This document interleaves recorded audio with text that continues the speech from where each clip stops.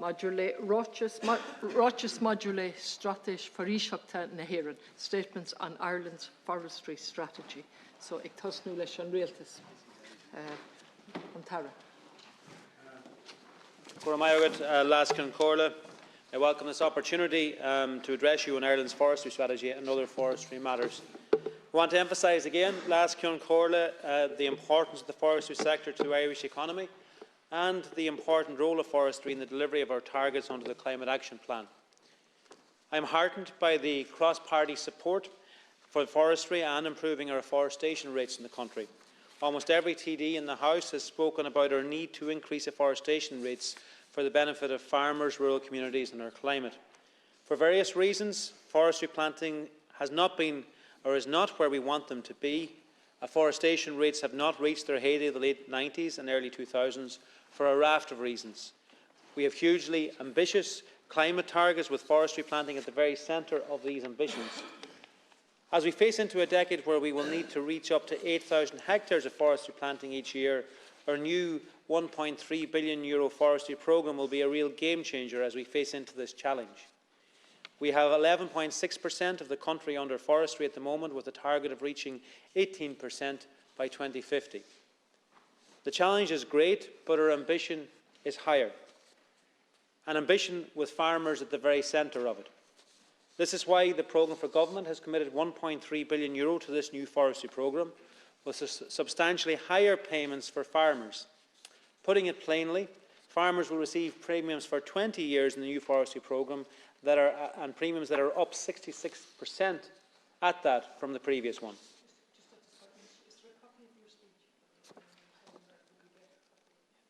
I'll organise a copy last month here, yeah. Thank you. This is the biggest and largest forestry programme ever introduced by any government here, and it has been designed to have an emphasis on close to nature forestry and to ensure that farmers will be its primary beneficiaries. Comprehensive public consultation has taken place over the past year on the development of a national forestry strategy, which has resulted in the publication of a shared national vision for the role of trees and forests in Ireland to 2050, together with a new draft strategy which sets out a clear set of objectives for the role of trees and forests in Ireland between now and 2030. The new forestry programme 2023 to 27 will be the primary means by which the strategy will be implemented over the next 5 years. As I said, this comprehensive package of measures included the programme which will see an increase in forestry premiums of between 46% and 66%, with farmers receiving 20 years of premiums compared to 15 years of payments for non-farmers. In addition to receiving 33% more premium payments, farmers who plant new forests will receive the single farm payment on land converted to forestry. Other private landowners will not receive that payment. The new forestry programme will also include a small-scale native woodland scheme, whereby farmers will be paid to plant mixed native broadleaf forests of up to 1 hectare in size on farms and along water courses without the need for a forestry licence, another clear incentive to our farmers to consider planting their land. The Forestry Programme 23 to 27 is subject to state aid approval from the EU Commission. The previous state aid guidelines in the forestry sector expired on the 31st of December last year and have now been replaced with a revised version as of January 2023. The introduction of these revised guidelines meant that a formal application for state aid could not have been submitted to the European Commission until the revised guidelines were in place, i.e. before this month. We are continuing to engage with the European Commission to get this state aid approval process completed as fast as possible, and we are leaving no stone unturned in that regard. We do not have a day to waste, and we are working proactively to get the work completed in order to get the new programme officially open. In the meantime, farmers can still engage with their planners to have much of the preparatory work done, so they can then officially submit their application once approval is received. But I do need to be clear that the precise timing of state aid approval will be a matter for the European Commission. However, we are working daily with the Commission to get this process completed as quickly as possible. In relation to licensing, we have climbed a mountain to improve a situation that was truly dire. When Minister Hackett and I came to office, the forestry sector was on life support. Confidence had been eroded, licences were backed up, afforestation rates had collapsed. A broken appeal system had ground licensing to a halt, with 6,000 licences waiting over 120 days for approval. That number has reduced by nearly 5,000 now.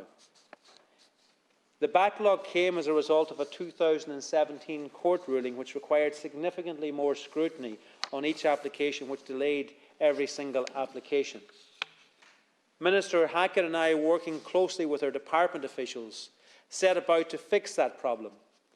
But with the problems being so deep-rooted, it took time. Working with our officials, we identified the problem and we have fixed it through investment, hard work and determination. To emphasise how efficient the licensing system has now become, in 2022 the Department of Agriculture issued 4,713 licences, which was over 12,000 more licences issued than applications received. Licences on hand with us for more than 120 days reduced from 3,700 applications in January last year to 1,983 at the end of the year. The 7,100 licences we had on hand in total in August 2021 is now at just over 3,000 and continues to reduce every single week, even when new licence applications are factored in. Licences for timber felling and forest roads were both at record levels for a single year last year. There are now over 1,000 approved afforestation contracts, with 7,343 hectares approved as ready for planting. In addition, there was over 9.5 million cubic metres of wood licensed, well beyond the COFORD estimated demand. We have seen real progress here, but we do have more to do. We will continue to push and drive on to become even more efficient. While the new forestry strategy and programme are not finalised yet, the Department has introduced an interim afforestation and road scheme in order that those with valid approvals under the old forestry programme can plant and build roads. Under the previous programme, licences were issued for over 7,000 hectares of afforestation that have not yet proceeded to planting stage. Under the interim arrangements which have been put in place pending approval of the new programme, those with existing licences can now proceed for planting at the new rates proposed to be paid under the new programme and have the full benefit of those new rates. We've received significant numbers of applications to proceed with planting in the coming weeks and months under these arrangements. We are committed to keep this critically important industry moving through this relatively short period of uncertainty. Felling and non-grant aided roads licences will continue to issue, and the Department's significantly enhanced licensing system will continue to progress existing afforestation applications pending state aid approval. Under the new programme, farmers, as the biggest landowners in the country, will have the opportunity to play the most significant role in the creation of new forests, and we hope that they will take advantage of the generous incentives on offer to help drive increasing afforestation. The afforestation targets set out in both the forestry programme and the climate action plan are ambitious and will require the input of all stakeholders. The Government had asked Kilcha to get back into afforestation in order to help meet the country's ambitious forestry targets. The independent semi-state company, through its strategic vision, which was launched in early 2022, set a target of 100,000 hectares of afforestation by 2050. However, the company is precluded from directly receiving premiums following a decision of the Court of Justice of the European Union, and it simply cannot draw down premiums itself. Kilcha has therefore been exploring all options to support the creation of new forests in Ireland. This included through the harnessing of funding and assets from private and public sources, including afforestation grants and premiums to provide long-term social return for all stakeholders. I am acutely aware of the concerns that have been expressed regarding Kilsha's involvement with the Irish Strategic Investment Fund and Gresham House. Kilsha has partnered with the Irish Strategic Investment Fund to establish the Irish Strategic Forestry Fund as one of a number of models it intends to deploy in order to enable afforestation at a meaningful scale.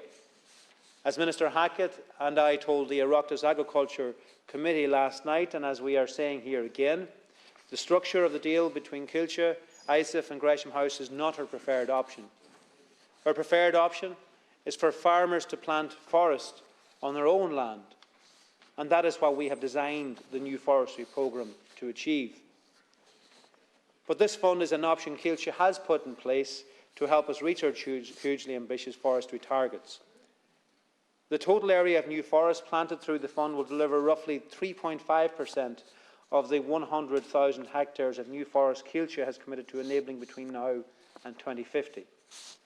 Of the state's overall national target of 450,000 hectares of new forests by 2050, the fund will plant less than 1% of that total. Kilsha will not be selling any existing publicly owned forests to the fund, nor will Kilsha seek to purchase any other public land on behalf of the fund. Any land purchased by the fund will already be in private ownership, and no private landowner obviously will be forced to sell land to the fund. Kilsha and the Irish Strategic Investment Fund have entered into binding contractual relationships in respect of this initiative, which has commenced its work, the afforestation element of which is expected to last for 5 years. Building afforestation momentum in a sector that has been stagnant is necessary, but there are various options to reach our ambitions.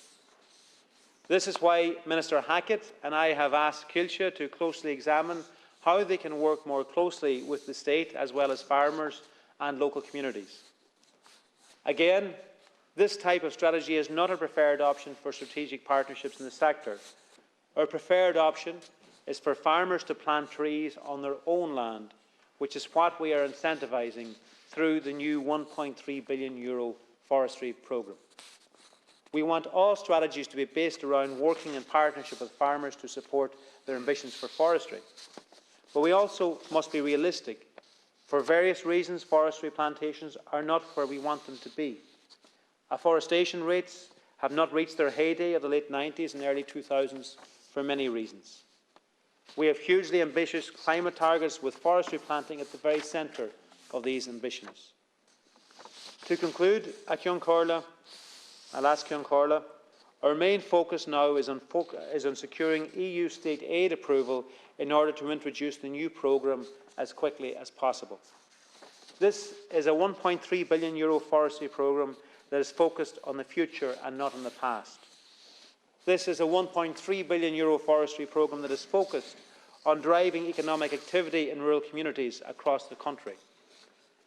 This is a €1.3 billion forestry programme that puts our farm families at the centre of its record premiums and a 20-year tax-free income. We have much more work to do about changing the perception around forestry. Increasing our afforestation rates will be good for the environment, for our climate targets, and critically for family farm incomes. We are entering into and facing an exciting future for forestry. We are all looking forward to working together to seeing Ireland become a leader in the forestry sector. For a Mayogat, I'll ask Cion Comhairle. We had to speak nearly 15 minutes and we haven't got script yet. That's not a good situation. Thank you, Deputy. I've asked for... Sorry? It's been printed. Printed? Okay. And we get it to you as soon as 15 minutes. Thank you, Deputy. I've asked already, and it's coming now. Thank you. So it's Christmas. That one is definite. We'll rush Sinn Féin. Sorry? Ceap the Met Carthy. Is the government only using half of its allocated time for opening statement? It's your turn, Ceap the Met Carthy. But okay. It's your turn in this law. And you still manage not to answer any questions. Fair play. I welcome this debate and I welcome the ministers here this afternoon. I've lost count of the number of discussions and debates that I've participated in this House, in committee and elsewhere in respect of Ireland's forestry policy and its underlying failures. I have often said that good forestry strategy is one that will deliver for the environment, deliver for our local communities and deliver for the economy. And unfortunately, we've had a worsening situation over the past decade or so where that neither of, or none of those objectives have been met. And in fact, over the past couple of years, the situation has got worse. If I welcome anything over the past number of weeks arising from the Gresham House deal that Taoiseach have engaged in, is that it has finally put a spotlight on those failures, and it is now a matter of public discourse. Rarely in my time in politics have I seen an issue that has united so many facets of Irish life, that has been the talk of so many different arenas, and that has angered and frustrated so many different people. The deal that Taoiseach engaged in with Gresham House has been roundly and rightly condemned by environmentalists, by farmers, by local communities, by virtually anybody who's uttered an opinion on this House and outside it. And it crystallises, in my view, the underlying inability of the ministers and of their department to get this issue right. Because the Gresham House deal, despite what we were asked to believe in the opening days of this debacle, wasn't something that came as a shot out of the blue for government. The Gresham House deal was essentially signed off on by government. The Gresham House deal would not have been possible were it not for a letter of expectation that issued by Minister McConalogue to Taoiseach in June of last year. That, I believe, happened as a result of negotiations and discussions with Taoiseach. Now, the Minister's defence of that was that we should have realised that this is what Taoiseach were planning to do, because we had received briefings from Taoiseach. I have to say, I've met with Taoiseach a number of times. I've seen their broad strategy. I've discussed some of the detail, and I've put it to them in terms of how they want to achieve that. And they've never suggested to me in private conversations or in public briefings that the route that they saw was through an engagement with an investment fund, the type of which the Gresham House represents. The letter of expectation directed Taoiseach to develop initiatives that included participation in a subsidiary or partnership enterprise. It's clear that it was directing the Taoiseach towards this fund. And there's been an attempt by the ministers over recent days to minimise it. One of the figures they keep citing is that it represents only 1% of the overall ambition. But what it will, we know, represent is a purchase of 12,000 hectares, 8,500 hectares of which is already afforested. The ministers still haven't explained what possible benefit is in it for the Irish people of having land that is already afforested in local ownership being transferred to the ownership of a huge foreign investment fund. But of the 3,500 over 5 years, that represents 700 hectares per year. If we were to put that on a basis of what was actually planted last year, far from 1% or 3.5%, it actually would represent over a third of all trees planted in a given year. The Minister, I thought and hoped, would have taken the opportunity today to indicate that he is planning to issue a new shareholder letter of expectation to Taoiseach to instruct them not to proceed with any of these types of deals in the future. But from our discussions last night, we have learned that there are ways in which the Minister can actually ensure that the Gresham House deal doesn't proceed. The first thing he could do is tell Taoiseach, don't be putting €10 million of public funding into the project, and instead use that money to purchase publicly owned land themselves. The second thing the Minister could do is issue a public pronouncement encouraging investors not to put their money into the Gresham House deal, because if Gresham House can't pull together the 200 million, well then this deal will fall apart. The I suppose the really disgusting thing that has happened is, for all the pronouncements that we've all heard on our local radio stations and all the rest of it, we had an opportunity to send a very clear message through the private member's motion that was before us last night. And unbelievably and bizarrely, but probably not surprisingly, Fianna Fáil and Fine Gael and Green Party TDs actually abstained for all the bluff and the bluster when it came to it. They wouldn't support a motion that very clearly called on Céilte to stop the deal with Gresham House. And we're now in a situation where all of the failures of forestry policy that have been ongoing for so long have been exposed. And just to set out, in 2004, as has rightly been said, a state aid ruling essentially meant that Céilte couldn't draw down the premiums and grants in respect of forestry, and essentially it removed Céilte from the market. But very quickly after that, the market actually recovered to such a point that in 2010, 6 years later, we were actually hitting over €8,000 in 8,000 hectares per year in afforestation. Now, there will be rightly debates around the types and the locations of that afforestation and the impact that it had on our biodiversity crisis, which many would argue was worsened as a result of that policy. And the fact that to some degrees we managed to create a forestry policy whereby by planting trees on bogland, we became one of the only countries in the world that made forestry actually carbon damaging and carbon emitting, as opposed to something that was beneficial to the environment. But we planted over 8,000 hectares per year, and that means there is a model in place by which it could be delivered. And the model was working in partnership with farmers in particular. And it was subsequent to that where the market moved out to, and by government policy, where the encouragement was laid out to investment funds to come in and purchase large swathes of land in order to be able to draw down the premiums for which they weren't excluded. And we see the devastating impact that that has had in places like Leitrim and West Cavan and West Kerry and other places. And from 2010, the numbers steadily declined in terms of the numbers of hectares each year being afforested.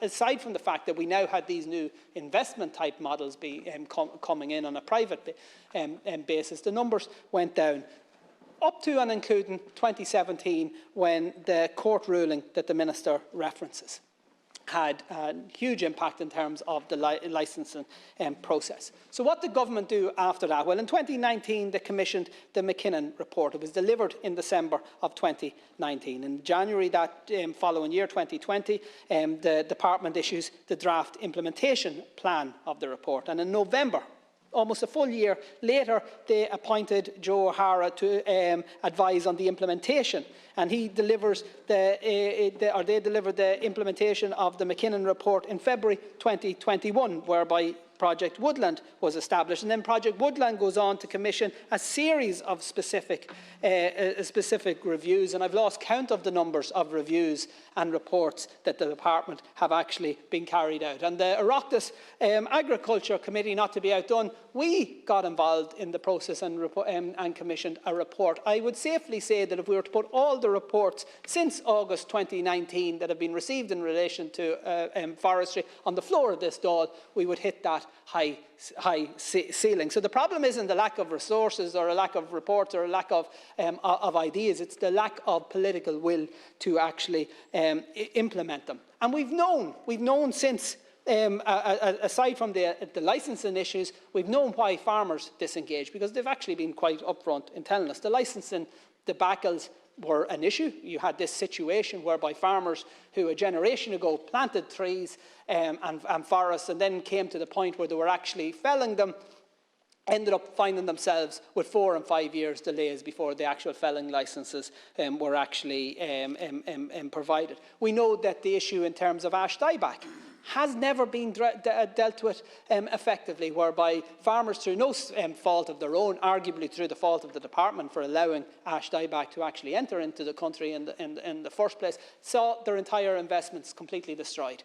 And the government, for a large part, actually told them it was their own loss, and then when they did intervene, they did so in a way that wasn't anywhere close to what needed to be there. So here we are in January 2022, and here's what some people might not realise. If there is a landowner, whether it be public, private, community owned in this country here, and they have land and they decide they want to play their part, they want to plant trees, today they cannot actually apply to do that. They can't submit a licence. And the Minister says we don't have a day to waste in getting that programme through. He forgot to say that the application hasn't been actually submitted. So we have not a day to waste in terms of getting this application through, but the application itself hasn't actually been submitted. And we're hearing reports that the European Commission actually has some very serious concerns in respect of that programme. So what needs to happen? We need to start engaging with the sector. So the first thing we need to do in order to build goodwill is to do precisely what we've asked in respect of Kilcha. A new letter of expectation needs to issue to Kilcha, telling them that no more of these deals will be tolerated by government. The second thing, we need to try and scupper the current Gresham House deal. That's certainly within the mechanism. The third thing we need to do is very clearly get clarification in respect of the state aid rules, because as I said last night, my understanding is that it might be possible for Kilcha and other public bodies to actually be able to avail of premiums and grants. And if that's the case, then not only would it be unacceptable, but it would be a national scandal if instead of actually doing that, Kilcha were to put their funds into a private investment fund in order to purchase land.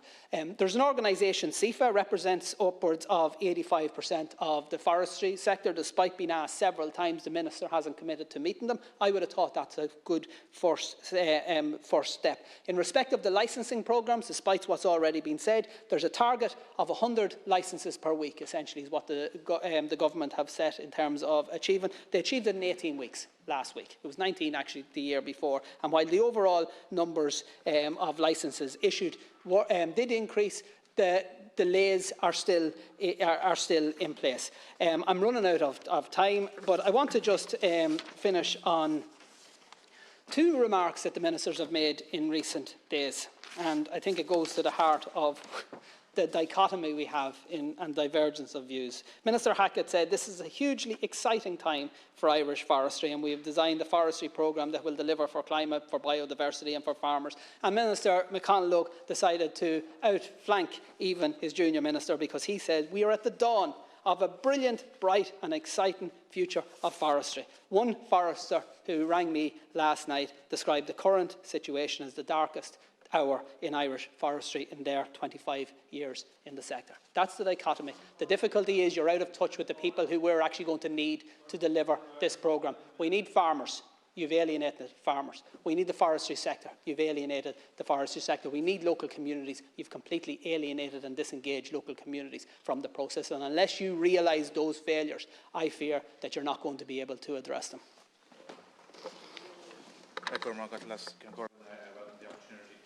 Speak on this debate again. I spoke earlier on the Sinn Féin PMB, which had three concrete proposals, and Deputy Carty has touched on a number of them. The way that the state can get itself off the hook in relation to the Quilcha deal, and also in the area of licensing. I want to pick up and focus in my comments in relation to the forestry strategy. And I notice the Sinn Féin PMB earlier on called for the publication of a forestry strategy as a matter of urgency, and to ensure that that new strategy prioritises afforestation undertaken by local communities, farmers and landowners and public bodies above investment management ventures. So two elements: publish the strategy, and that at the heart of it is a model of delivery.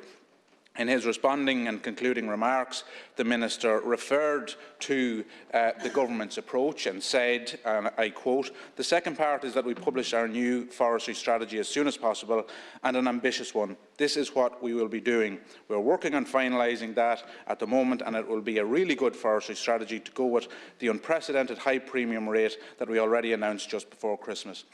No mention at all of the delivery mechanism, no mention at all of the prioritisation of local communities, farmers and landowners and public bodies above investment management ventures. And that should come as no surprise. So I believe there is agreement that we need an ambitious plan for forestry. I think there is almost, and government seem to be ignoring it, that's the really disappointing thing, there is an agreed vision for what the future of forestry in Ireland should look like.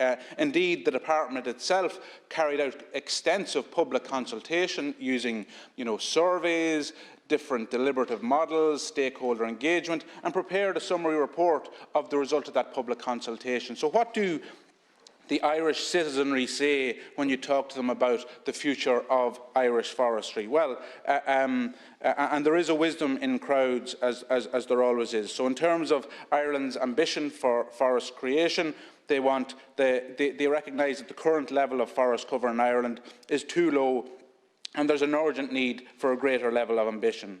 Ireland needs a major expansion of new forests to where there is a greater balance with traditional agriculture in the landscape. Land availability is a critical element to any future increase in forest cover. A significant shift in land use change is needed and will require much better integration of trees and forest with traditional farming and agricultural practices. There needs to be a regulatory system in place that can deal efficiently and effectively with the requirements of forest establishment and management. Forestry for the right reasons, forests for climate. Climate change is a key driver for increasing forest cover. Combating climate change should be a priority objective when planning new and managing existing forests. Forest carbon accounting will be a key tool to understanding the climate change impact. Planning. Increasing the use of wood and wood products, both as a long-term store of carbon and as a substitute to using more carbon-intensive products, are key ways that forests can contribute to meeting our climate targets. There is a preference amongst the citizenry for managing forests in a way that addresses climate change. Forests for people. People want forests in urban and rural areas. There's generally a very positive attitude towards forests in Ireland, and they're an important natural resource for urban and rural communities, using them regularly for recreation and health and well-being. Continued access to public forests is vital to maintain the benefits of forests to people. There's a general divergence of preference for accessible access to publicly or privately owned forests. Continued and improved engagement and communication with forest owners and farmers is essential to maintaining good working relationships and building confidence and trust. I'll just go back to that. Continued and improved engagement and communication with forest owners and farmers is essential to maintaining good working relationships and building confidence and trust. It feels like already, and I have more to go through here, if the department, if the ministers actually listened to the public consultation that they conducted themselves, they wouldn't have landed themselves in the place that they are now. Forests for wood. There's a preference to see more wood products used in the construction of Irish houses and in energy generation. There's a need for wider education and awareness raising on the benefits of wood and timber products. Forests for nature. A huge gap for this government and its approach. Supporting and protecting nature and biodiversity are key drivers for increasing forest cover and planning and managing existing forests. There's a preference for expanding, enhancing and restoring native woodland habitats. Establishing non-native conifer forests on sensitive peatland habitats is a concern. The existing biodiversity and climate mitigation value of candidate afforestation sites should be an important consideration in this regard. A diversity of approaches to forest establishment and management should be used in support of nature. The right trees. There is a preference among the public for more diverse and mixed forests and native forests. The urgent need to create more forests should not be used as a reason to continue planting less diverse forests. The right places. People would like to see more forests established on a mix of private and public lands and in urban and near-urban areas, and the right management. There is an interest at community level to facilitate greater community involvement in forest establishment and management, and using a suite of options in encouraging more farmers to plant trees will be important. So nowhere there did the citizenry of Ireland say we should develop a complex market mechanism using investment funds to buy up tranches of private land and to deliver corporate profit. What the people have said is they want a model of forestry that delivers for local communities, for the environment, for farmers and for the economy. Indeed, that's the same sentiment that we hear coming out of the Biodiversity Citizens' Assembly last week. Of course, where the government have landed is somewhere entirely different.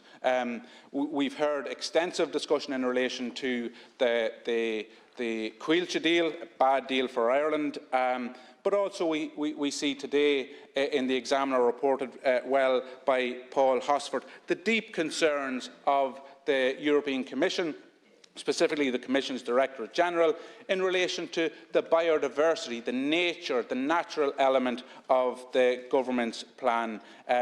Deep concerns in relation to planting on peatlands and the impact on birds. The Commission, and I quote, has previously drawn attention to risks of inappropriate afforestation of sensitive habitats such as peatlands and negative effects on areas of high ecological value. Now, can I draw the connection? What did the people of Ireland say when you consulted them? What did they say? They said exactly the same thing as the European Commission is saying to you. The same as well in terms of this Strategic Environmental Assessment report doesn't adequately address the concerns in relation to the piecemeal encroachment of forestry plantations and roads into open landscapes under high natural value farming and relied upon by open habitat birds, notably the hen harrier and the breeding curlew. Breeding curlew numbers have collapsed from an estimated 3,300 to 5,500 pairs in the late 1980s to no more than 150 pairs at present. There is, I believe, an agreed vision. Certainly I feel my party reflects it in what I'm seeing in this report from a public consultation with a wide range of stakeholders. This government is failing miserably to deliver on that. Thank you, Laskin Corla. Just at today's Business Committee, it was agreed that Labour Party would be given time over to independent Deputy Mark McSherry, who's just arrived, so I think I have 7 minutes. Minister and Minister of State present. We've seen with the demonstration today, we've seen with the reaction from the public up and down this country to the proposed Gresham House deal, just how strongly people feel about their woodlands. They're ancient woodlands that exist and have been under pressure and under stress after centuries of mismanagement, and the woodlands that are yet to be. And I look at the previous deputy spoke about importance of woodlands all over the country. I look at the Swords Woodland Association, which is a very proactive group in my own hometown of Swords, who have been, over the last 5 years, have been in schools educating young people about the importance of woodlands and trees. They've had multiple plantings of trees all over the town and around the town. They've have initiatives in relation to the importance of hedgerows, in relation to biodiversity, a really positive, proactive association of which I'm proud to be an ambassador, although the real work is driven by a fantastic group, including Councillor Joe Newman, Edward Stevenson and others, who are bringing the importance of woodlands to communities in urban settings. And it really is, people understand and connect with the importance of publicly owned woodland space for our climate change objectives, for our biodiversity, for peaceful places to be. So when this Gresham House, a proposed Gresham House deal came to public consciousness, we were not surprised at the reaction that we've seen. And the Minister said that Coillte wrote to him on the 16th of December to inform him that the deal with Gresham House had been signed off and that due to the Christmas break he was unable to turn his attention towards it until January. We also know the Minister has been aware that Coillte were looking to engage with private investment since the end of 2021, which, to be fair to him, he hasn't shied away from this.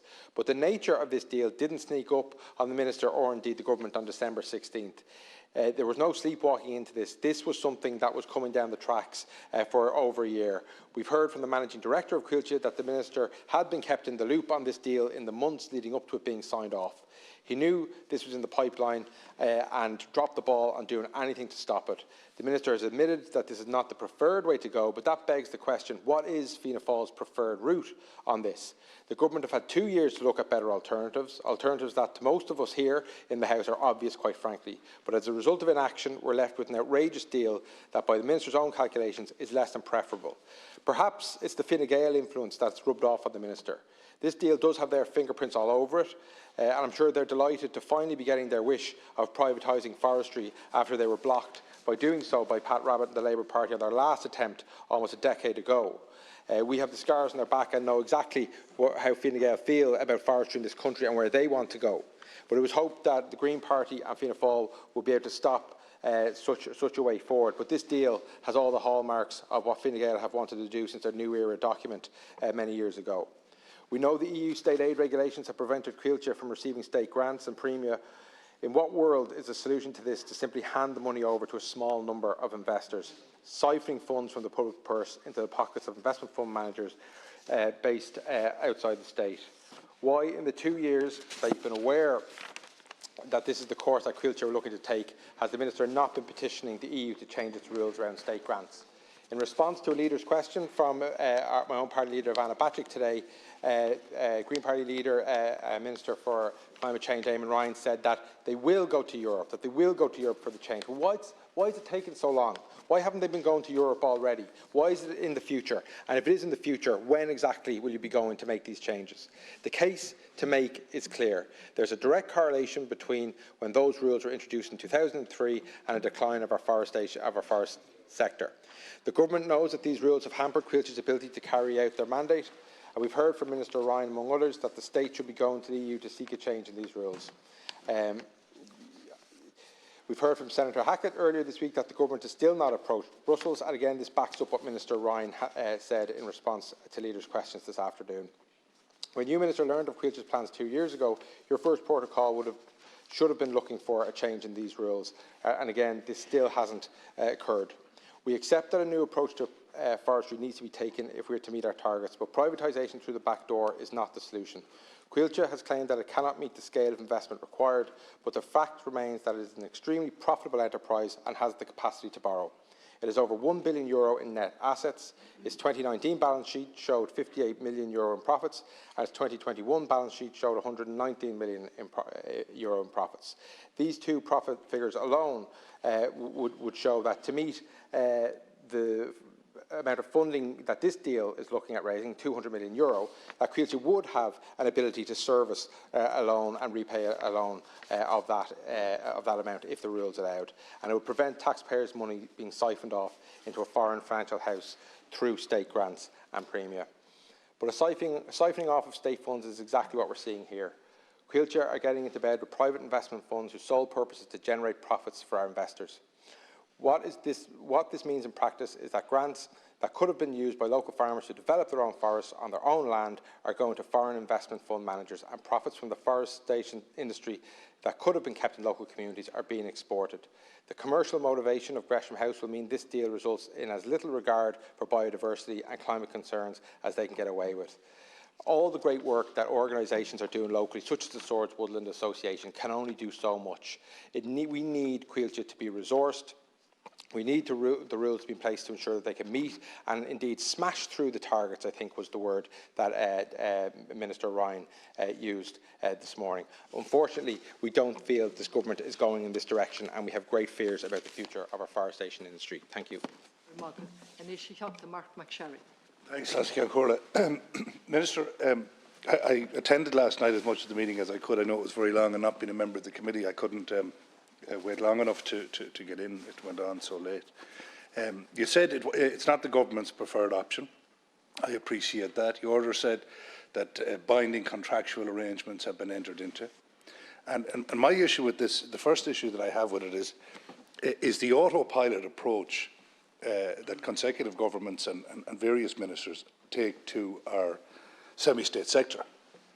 That it is a kind of an autopilot. Yeah, they're over there. We'll get the dividend and we'll give you the nod on whatever it is you're looking for in terms of raising money or whatever. And I think that's poor practice. And I think that we need to take more of a hands-on approach to broad policy agendas being followed within the semi-state sector, and particularly agriculture. And this proves it, actually, by your own admission. It's not your preferred route to go. You are telling us that you are incapable now of preventing it because there's contractual arrangements. Yesterday evening, I was sitting beside Deputy Michael Collins, and I provided him with a copy of the relevant piece of the 1988 Act, when he said that you did have the power to prevent it, and you kind of frowned at that. And you do, by the way, just to let you know, under Section 38(2) of the Forestry Act 1988, under General Ministerial Powers, that you, in conjunction with the Minister for Finance and other ministers, can very specifically direct. And I would suggest, when it comes to raising capital, most certainly you can. Because in effect here, what we will have is potentially a brass plate out here in Merrion Square in front of me with Gresham House on it. And their investors, wherever they'll be in the world, will be the owners of land here. That's where the premium will go. That's where the beneficiaries will be. And what's more, funds like Gresham House will likely flip that investment multiple times between now and the maturity of the timber and so on. And unlike the lies, quite frankly, and the misleading nature of some Quilcha comments, this is going to do great things publicly for local investment. But there'll be no premium being spent in Connacht Gold, or there'll be no premium being spent in the local centre, as there is at the moment for other people. Now, we are powerless to prevent any foreign person effectively buying land in Ireland or doing what they want in Ireland. I mean, the market dictates. But I would suggest that when it's the state-sponsored foreign plantation of our nation, I think the public are entitled to take a view. Look, we don't want to be incentivising this.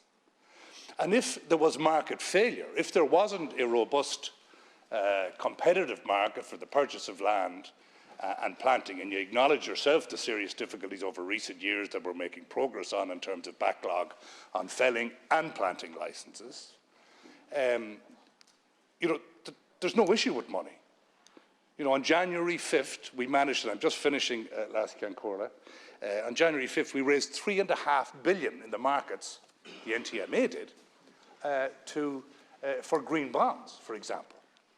Quilcha could have a forestry bond that could raise money directly. The NTMA could have set up a separate special purpose vehicle to invest if they needed money. Indeed, ISIF themselves could have put the money in. So if you were really telling us you cannot prevent it now, can you give this House an absolute assurance that in future you will prevent it, and that you will encourage, not only in your own department, but all your colleagues in government to take a more hands-on approach to our semi-state sector? Thank you.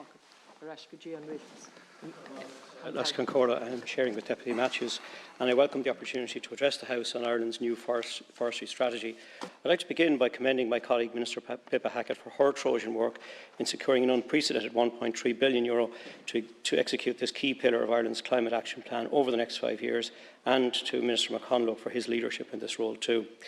As the Taoiseach told the IFA last week, the forestry strategy was designed to benefit rural Ireland, giving farmers the biggest opportunity to meet our forestry targets and ensuring the overwhelming majority of the economic stimulus it provides will be felt in rural Ireland.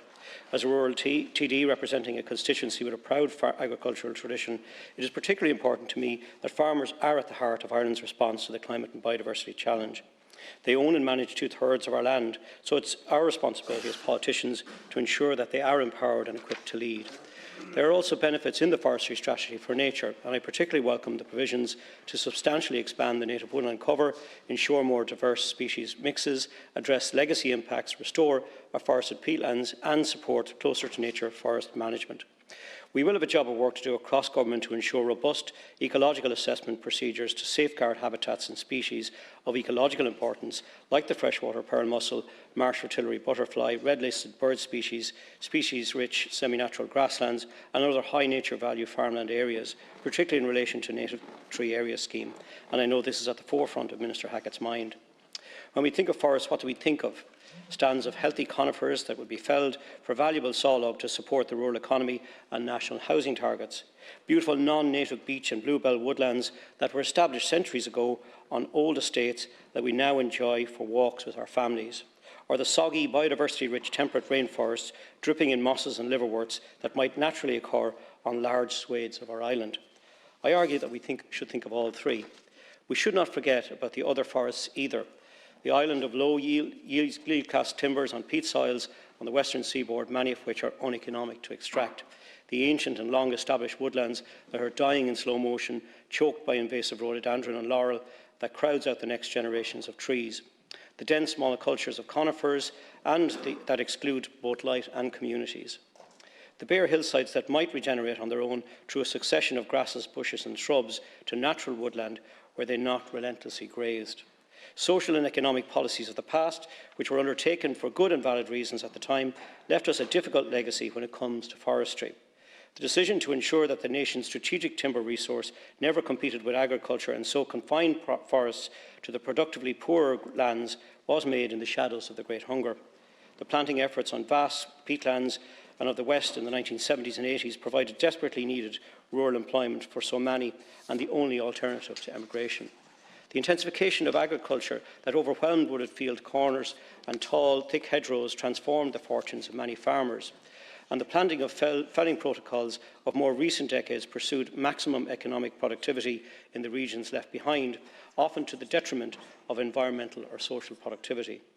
The forestry of the future must take account of this history, and we, as elected representatives, must ensure that the whole story is told if we are to make better decisions today. In my role as Minister of State for Heritage, I am keenly aware that the Ireland of today has a very different set of values to the Ireland that wrote the first 100 years of our forestry story. These new values are very much to the fore in my own department, which undertakes extensive works to conserve and restore existing native woodlands, create new ones, and restructure and rehabilitate the forests where a different habitat is better for nature. In our national parks and nature reserves, from Glengariff to Glenveigh, we're restoring ancient oak, yew and alluvial woodlands, planting new native woodlands, collecting seeds and establishing conservation populations of genetically unique tree species, removing invasive species like rhododendron, cherry laurel, beech and sycamore, restoring and rehabilitating forested peatlands, erecting deer fencing and managing populations on an ongoing basis. This work has been significantly ramped up thanks to the increased funding provision for the National Parks and Wildlife Service under this government. We're also taking a longer-term, more strategic view of the management of these special places. In Glenveigh National Park in County Donegal, we're implementing a new woodland management strategy with a 100-year time horizon out to 2020.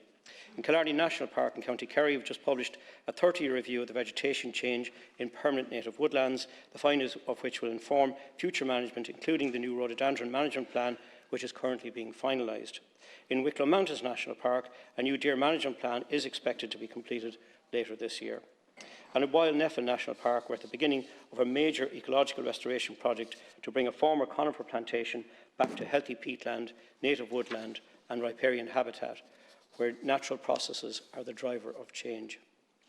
At the national level, we're almost finished a scoping study to map, monitor and protect Ireland's ancient, long-established native woodlands, a vital step towards a full national inventory of these amazing habitats. We're also continuing to manage deer hunting licences with over 6,000 issued by my department last year. Deer grazing remains an overwhelming pressure on the establishment and regeneration of native woodlands across many parts of the country, even despite the culling of upwards of 50,000 animals last year. I firmly believe that a long-term strategic and sustained approach to deer management is needed, led by data. We need a deer census, we need the deer forum to explore management possibilities, including contracted service providers, and we need to promote venison as a source of wild, organic, lean protein and mainstream it in our diets. We also need to think more broadly about grazing in general, particularly sheep.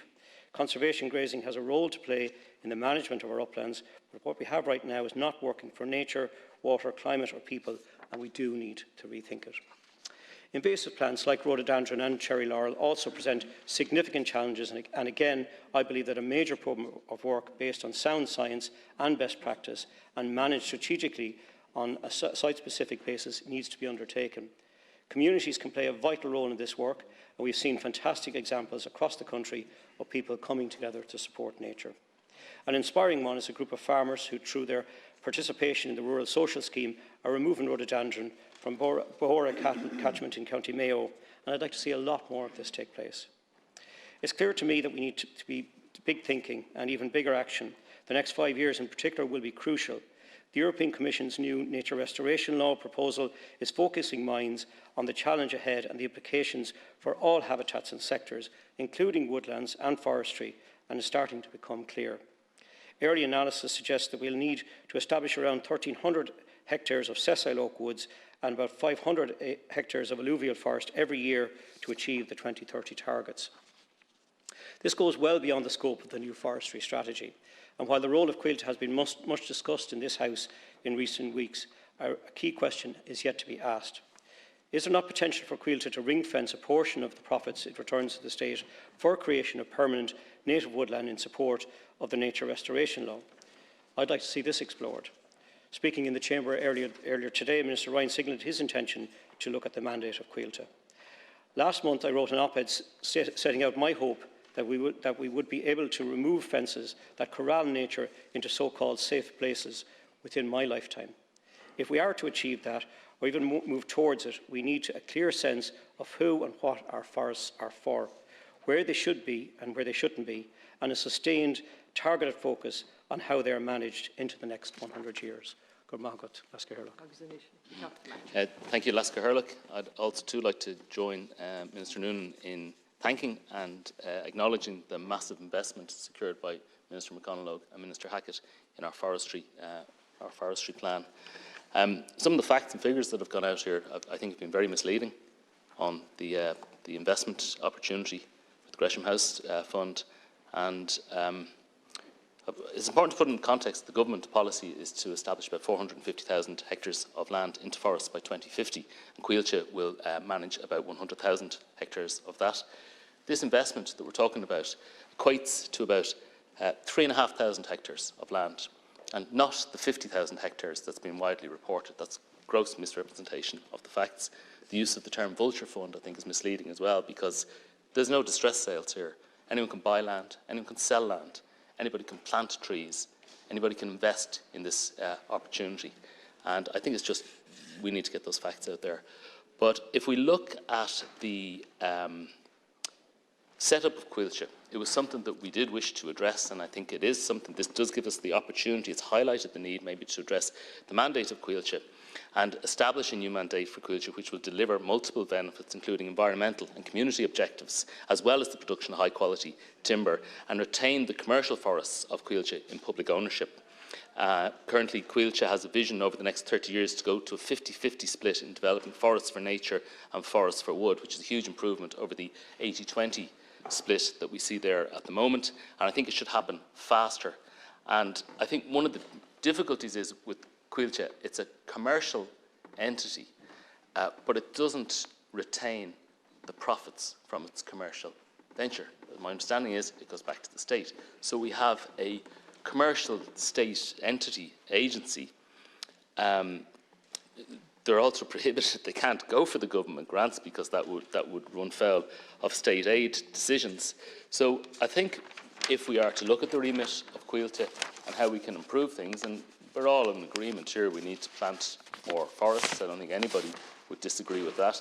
I don't think anybody would disagree with the fact that the supports and the incentives for farmers to do it, they go further, and they're a better grant than for somebody investing that's not a farmer. So really, we should be, trying to encourage and work with farming communities and landowners like that to plant more forestry.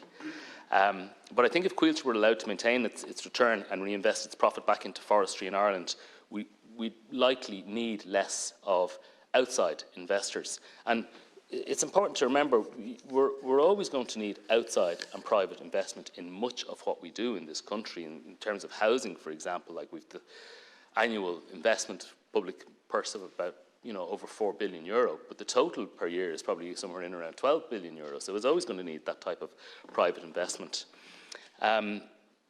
This fund is seeking 200 million investments from a diversity of investors, which could come from all over the world.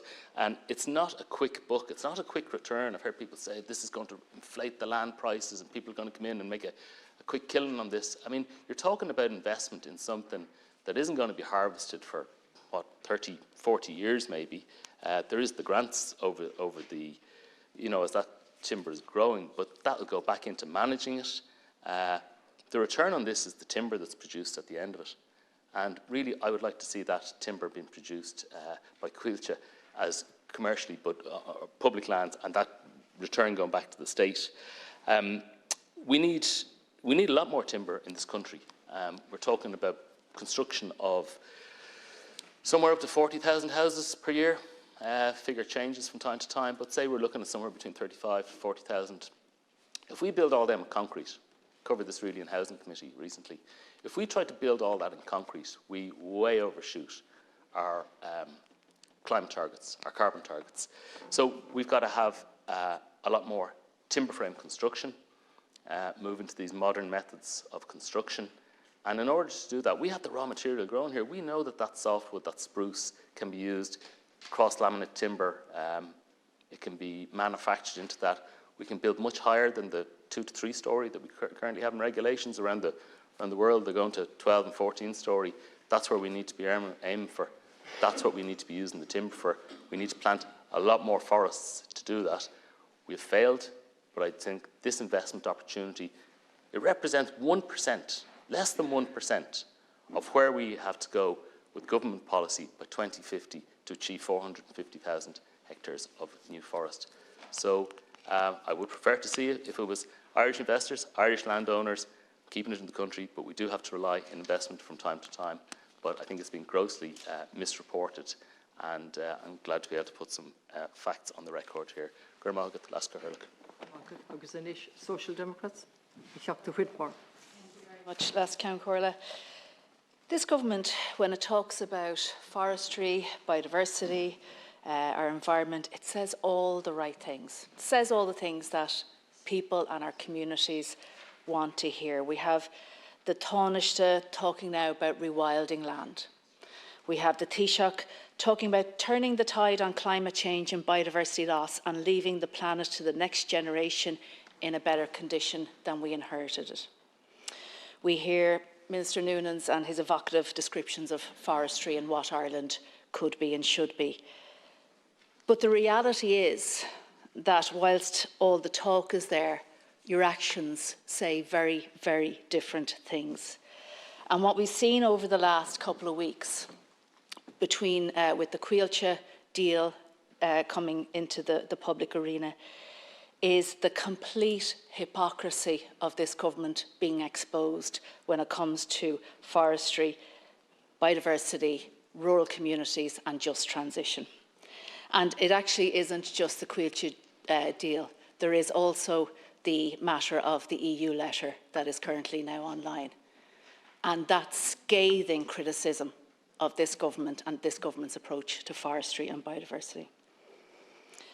The thing is, people are awake to this now, and the reason we're all inundated with emails and the reason we have protests at the gates is people can see what this government is actually trying to do, and it sees the reality and the discrepancy between government talk, government press release, government spin, and the actions of government.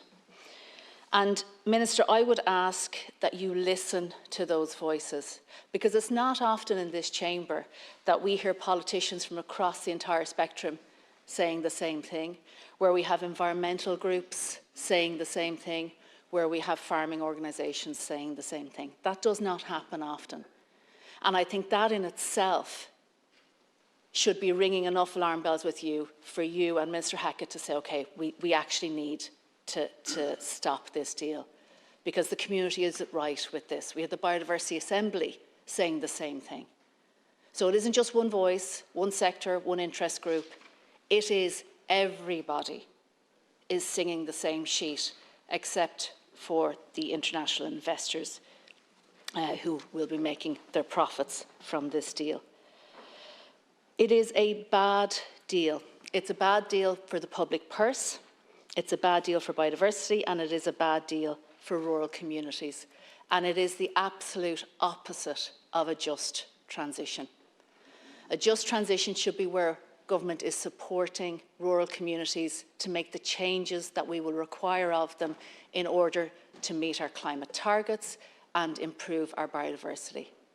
And that is the responsibility of this government to do.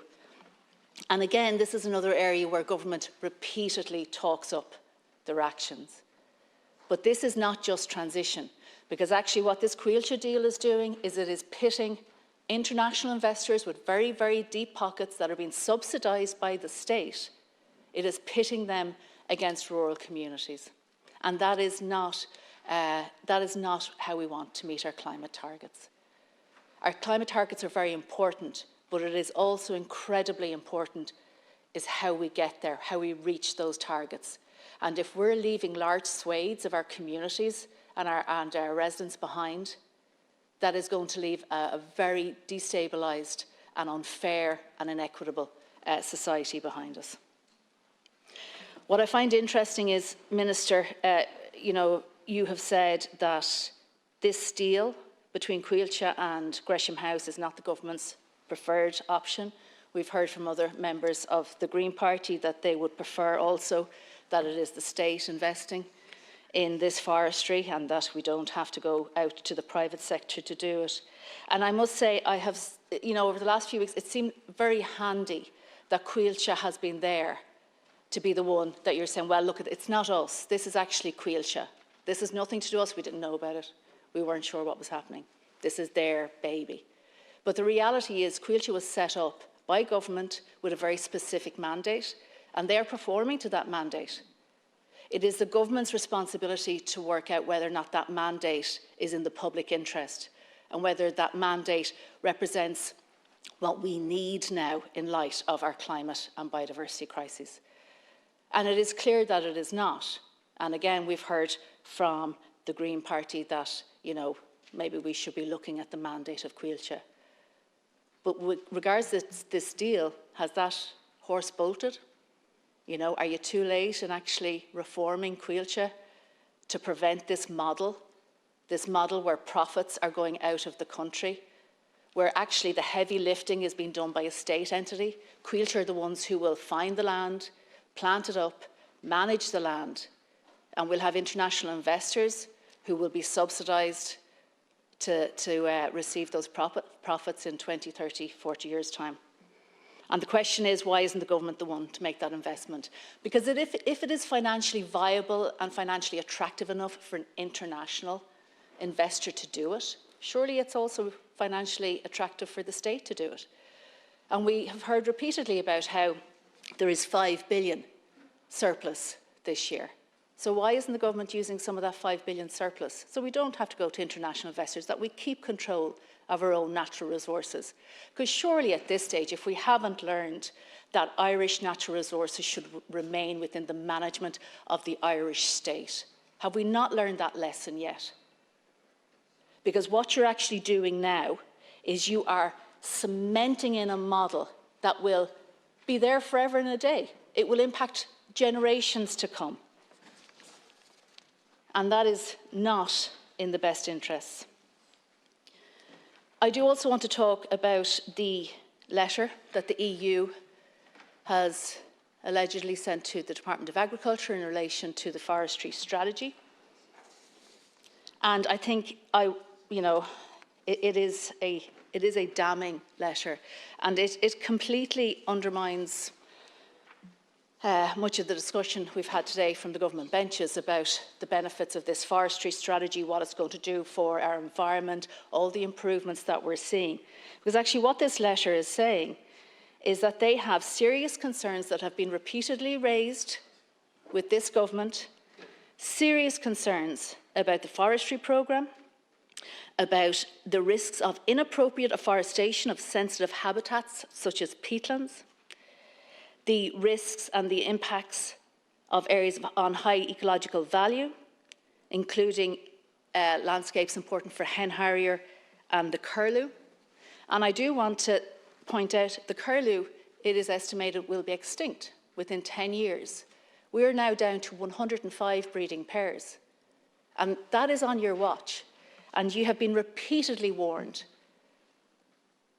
My children and your children and our grandchildren will only be able to see curlews native to Ireland in books. And that is on your watch. The EU have also raised concerns in relation to the damage on catchments that are critical for the freshwater pearl mussel,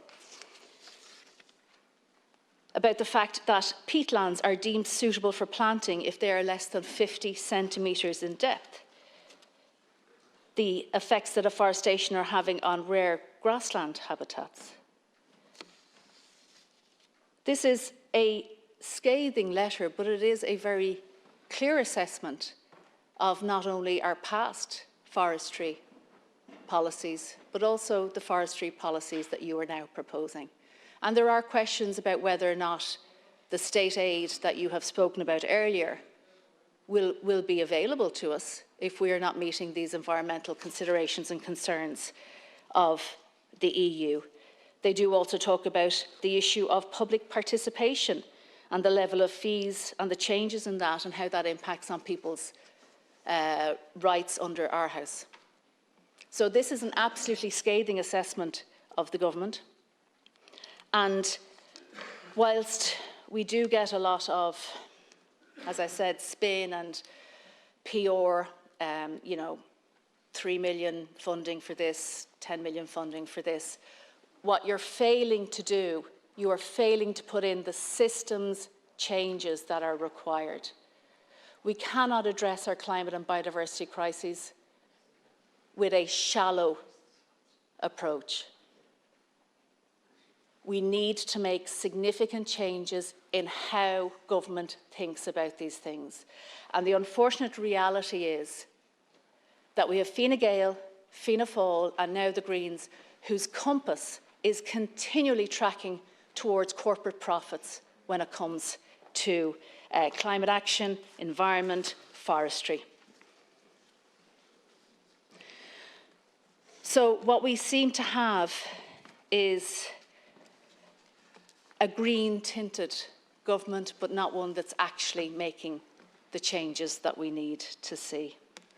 And that will be a lost opportunity because, Minister, I don't think I've ever seen such support for environmental measures in my lifetime as this government has, not just from the community but across political parties. And you're losing that opportunity, and instead of actually building up a healthy environment for our communities, what you're actually doing is you're undermining future generations to deal with our climate and biodiversity crisis. Thank you. My apologies.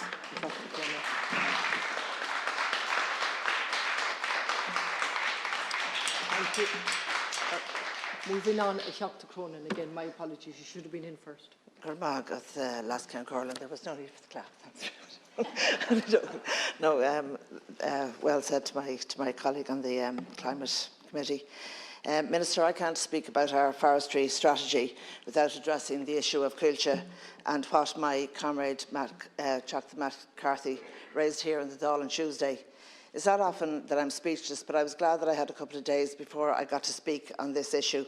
For me, the Culture proposal to sell 12,000 hectares of land to the private foreign investment Gresham House is inexplicable, and it's cheap and it's trashy. I also believe that the revulsion for this plan is felt widely across the House, and that the outright rejection of this casino move is guttural for all of us who believe in the integrity of the land and the dignity of all who are proud to call Ireland our home. This government is already selling our housing to vultures and cuckoos, selling the care of our elderly to global corporate markets, and here you go again, selling our forests to a foreign investor.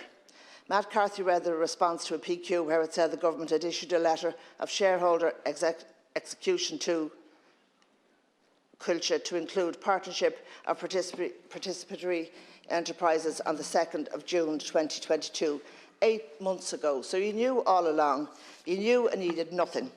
You knew then and you know now that this land and good forestry is central to the future of our farmers, of our community, of our climate plan, of biodiversity and how we live on this island with the changes and demands the climate crisis is bringing. But instead of the message Stad and Shaw and the granting of the shareholder letter, it was away, live. There is a shocking cheapness to that, and there is an ignorance to that, and a crassness to this deal that has no place in the heart of an Irish government that fancies itself as being mature and all grown up.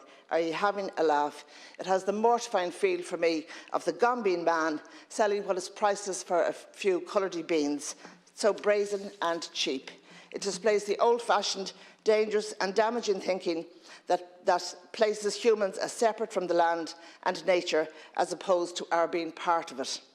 That the land and nature are here for us to exploit, and in the case of Coillte and the government, to exploit for private profit by a foreign investor. In North Kildare, people are angry and sickened over this, even before Matt Carthy got to his feet with that revelation in the Dáil he put on the Dáil record on Tuesday night.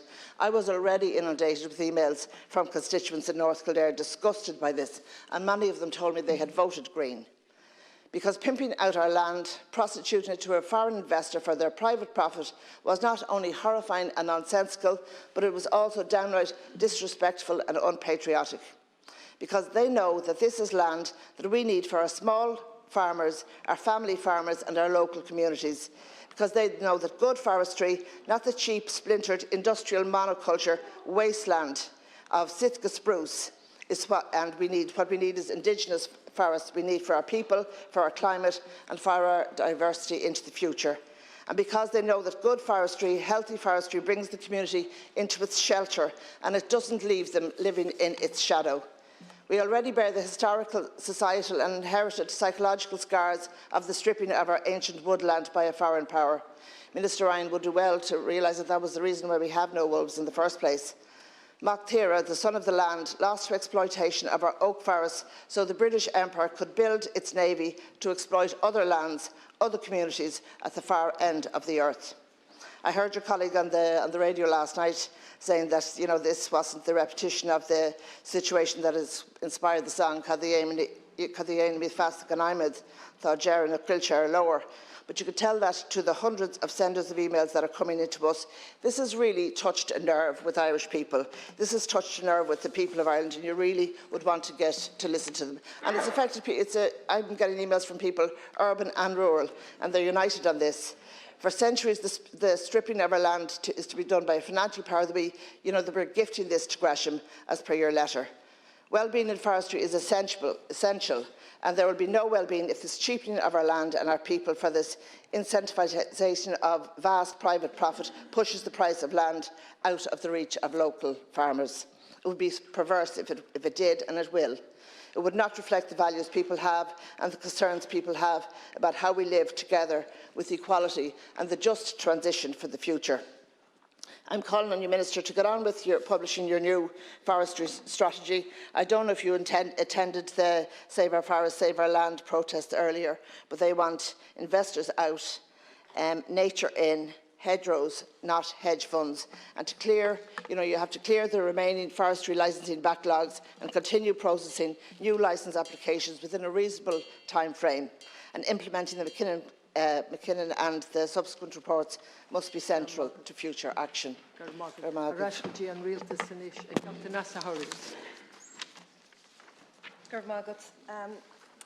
like to follow up actually on some of the issues raised by previous contributions on the operation of Coillte, and maybe use my time to focus on the underlying issue of our state approach to forestry in the last few decades and the legislation we have in place which supports it, the legislation itself that has formed Coillte.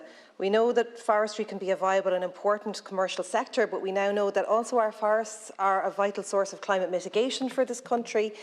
And any state or semi-state body that fails to operate on that basis is in fact failing the people by placing profit ahead of survival, by placing corporate interest ahead of our nation building. In 2021, influenced strongly by global supply and demand imbalance, which created a series of supply challenges in key markets, Coillte published record profits. Now, unfortunately for me, I sit on Public Accounts Committee, but I can't look at those profits because the Public Accounts Committee doesn't get to talk to Coillte. We don't really have any serious budgetary oversight of the operations of Coillte. There's very little Dáil oversight of the decisions that are made there. Pre-tax earnings increased significantly on the previous year to 159 million, and they recorded operating cash of 73 million.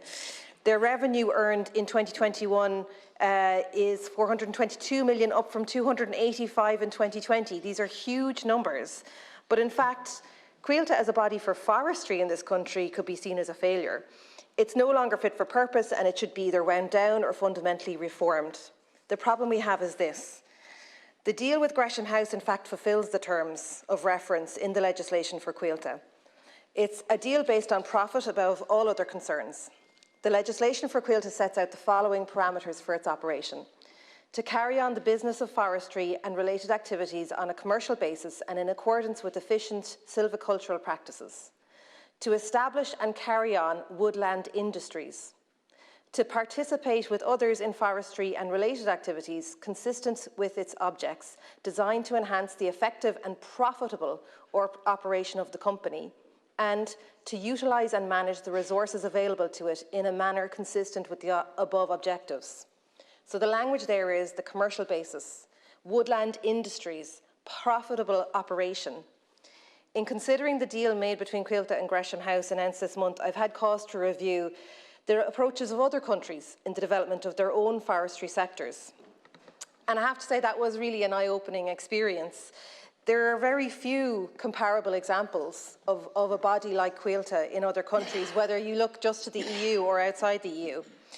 I found it very difficult to locate any country that constrained its forestry work to the purely commercial in legislation. In fact, I wasn't able to find any where there was no accompanying body that simply looked at public good. It was difficult to find any example of a similar deal such as this with so little oversight from the political house in question and so little buy-in from the public. There were, however, quite a few comparative similarities between the jurisdictions that I looked at.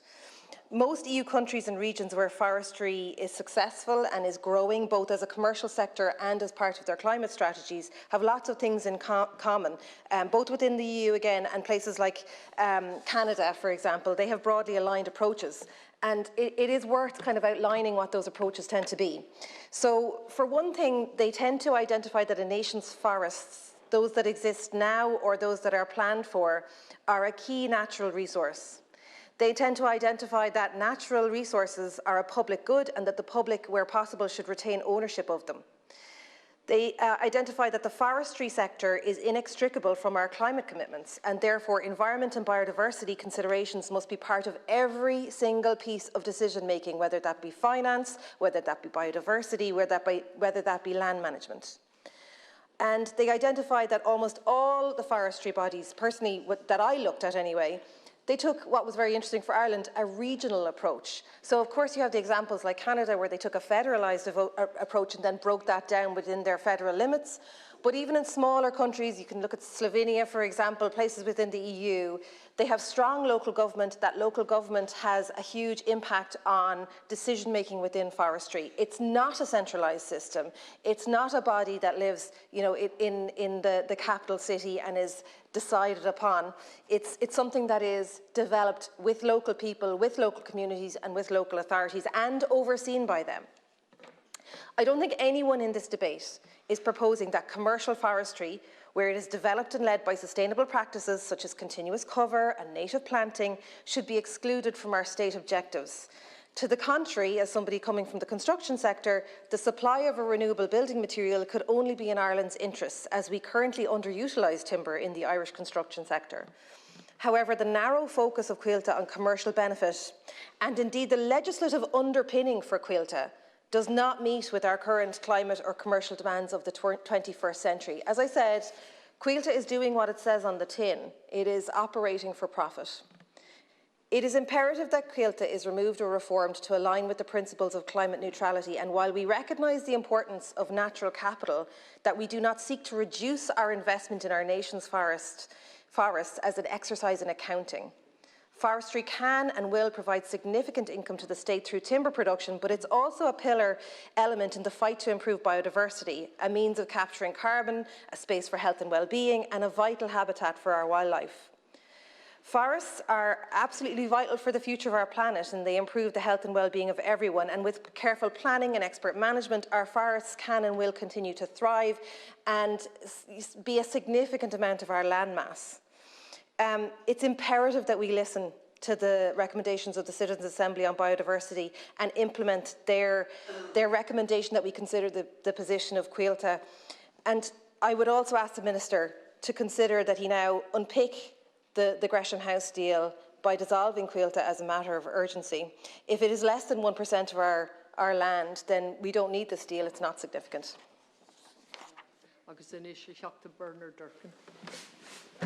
Orla. I have to say that I agree in general with the comments of the last speaker. And there are those who will advise outside of this House at the moment that this is a done deal. It cannot be reversed, and that Europe has responded favourably to it, and so on and so forth. It's an amazing thing, though, that a country outside the European Union, where this particular financial house resides, has the ability to overstep the border and make a very sizable investment that has a danger of crippling one industry and pretending to support the other. And this I brought to the attention of the Minister, who will know full well I raised this issue on several occasions over the past number of years, because I did the calculations like everybody else did. And I couldn't see where the reduction in carbon was going to come from, unless there was something hidden in the agenda that we weren't told about at all. So on two grounds. Number one, I want to just, for a moment, talk about the carbon sequestration. I was a member of committee of this House many years ago when a great deal of work was done in this area, and the present Minister was involved in it himself and made a useful contribution. That's Minister Ryan. And many of the things that were done there still stand and still required to be brought further. However, in this particular situation, somebody saw an opportunity of serving the needs of the environment, allegedly, but not necessarily so, on the one hand, and crippling the dairy and beef industry on the other side, thus bringing about the carbon reductions by that method. So it was the obvious thing that was waiting to happen, unless there was an alternative plan. But I want to mention that there are various trees, various varieties of trees that are beneficial in terms of carbon sequestration, and there are some that are not. I feel sorry for the poor Sitka spruce, which seems to be blamed for almost everything and anything, including the bad weather and climate change and so on and so forth. Not true. It has its role to play. But good forestry management, good tree management, needs to be controlled in a way that shelter is provided, and that during the bleaker months of winter, that there's a shelter provided by conifers or by Sitka spruce or other varieties. And remember this, the Caledonian pine, which is not regarded as a native pine in this country anymore, was found in the Cage of Fields 5,000 years ago. I know that we have a habit in this country of not declaring something to be of national interest or native to the area unless a certain amount of time has passed. But 5,000 years, I would suspect that the Caledonian pine or the red deal or any of those varieties are well and truly established as part of the national woodpile, for want of a better description, at this particular time. But I would warn about this. I remember well in this House when a deal was proposed in relation to the sugar beet industry. Vital industry, members from various parts of this country will remember, but indigenous industry was a rotational crop. It has several benefits. And I remember I couldn't believe at the time what happened. Allegedly, the producers were going to get, the farmers were going to get 177 million. Like hell they were. There was never any intention to give it to them.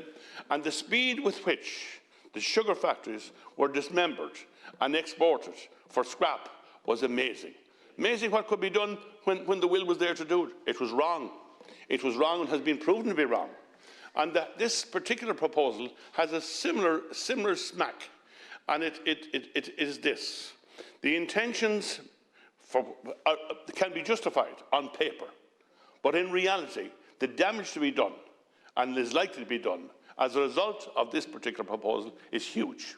It will change the whole, and I agree with the people who made the references to like, I'm not an enemy of financial houses or anything like that, but the fact that we have to control what the use they're put to.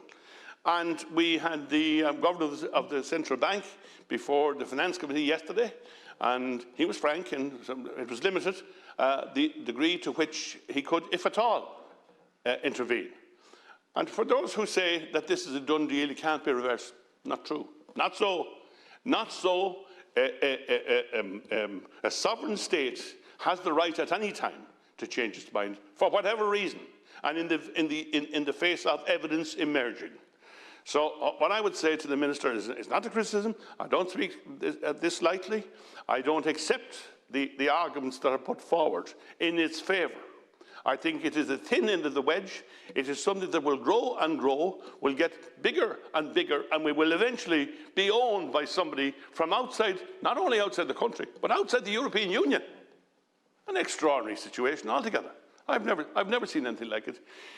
Plus the fact, and I'll finish with this, an indigenous industry is about to be affected. And this industry is the cereal industry, the beef industry, and the dairy industry, all of which made a major contribution to the recovery of this country in the financial crash and its aftermath. Without them, it would have been much, much longer and much more severe. So I would have to say this, that if we go down that road again, we go down that road knowing full well where we're going, and ignoring the benefits by retaining our interest, our national interest, in a way that reflects well on the thinking of the people. We shouldn't have to go down the road of being advised by so-called experts, who always know more than us, of course. We're only humble citizens, representing humble citizens. But they don't. There are still people who have a right to hold their view in a way that is resolute and will stand the test of time. Thanks,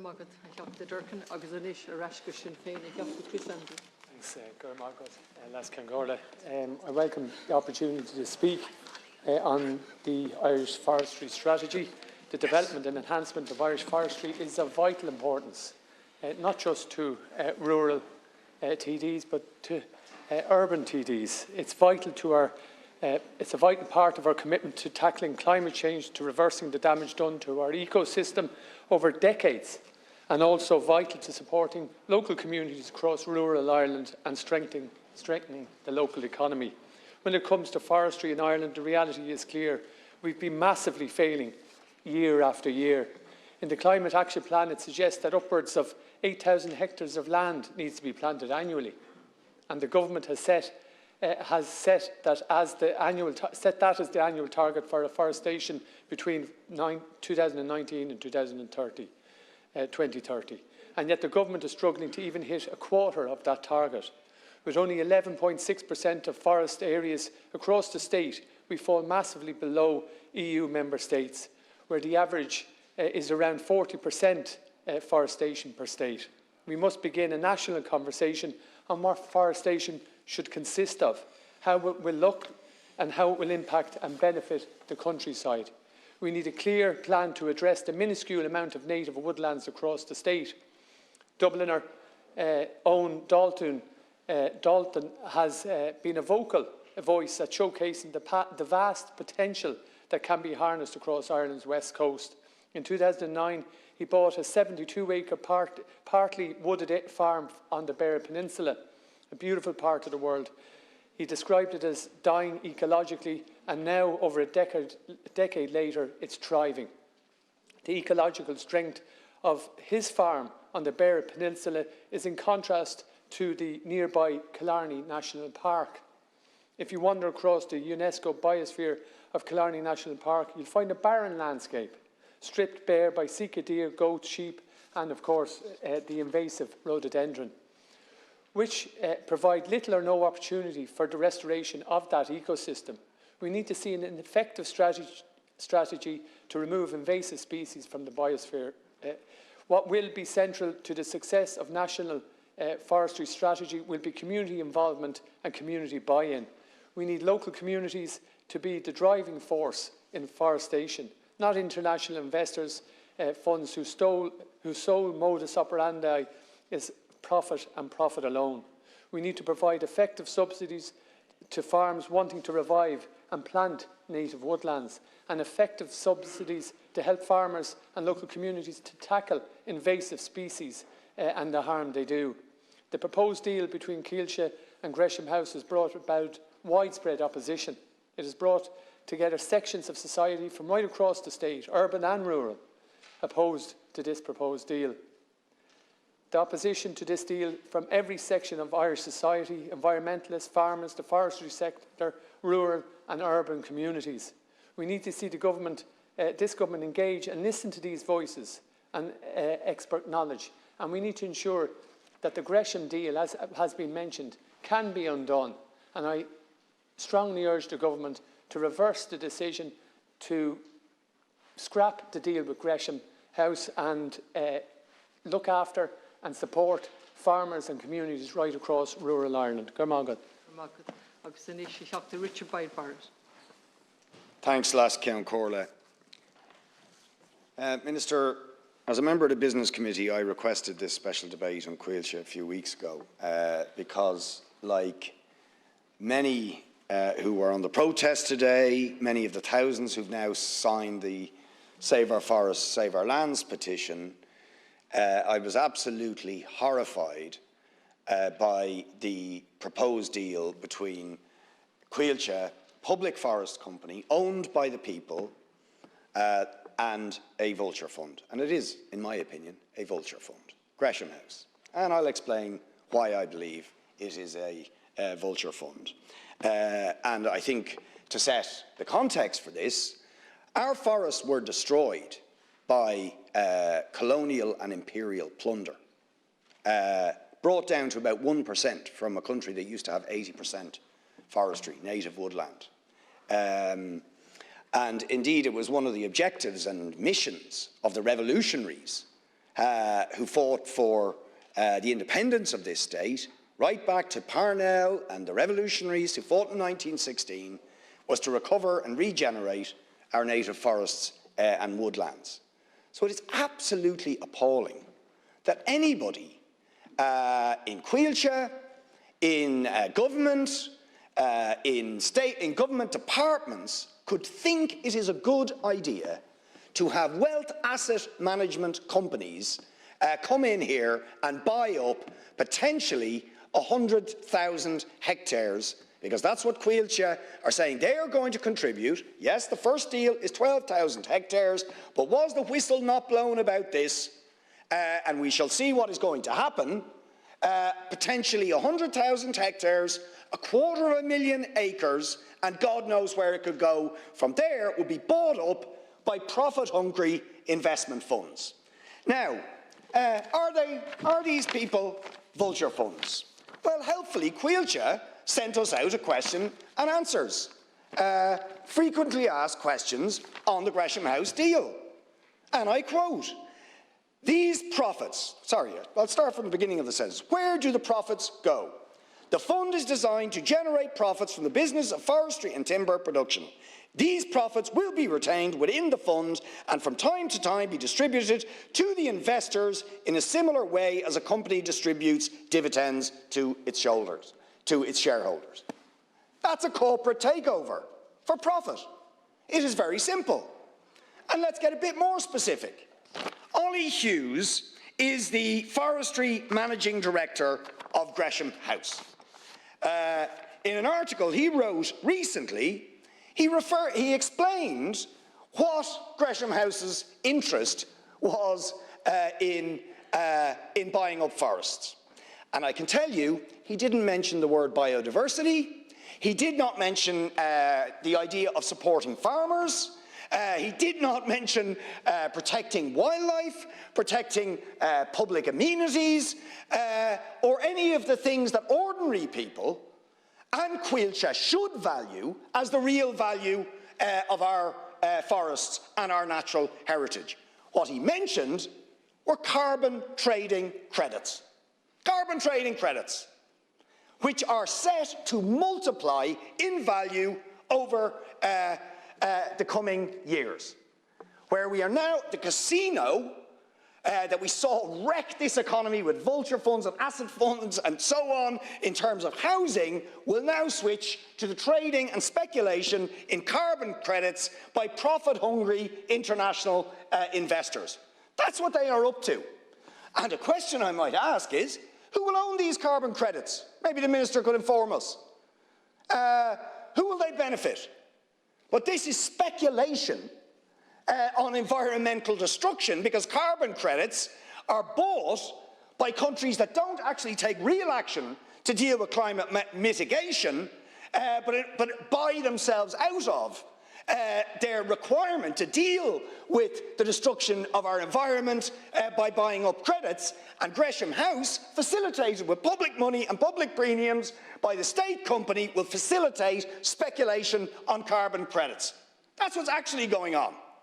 And of course, that means that they want the fastest growing, cheapest, if you like, type of forestry that gains value for their investment and gains profit for them, regardless of the consequences for environment, for communities, for small farmers, for biodiversity or climate mitigation. They haven't got the remotest interest in those things.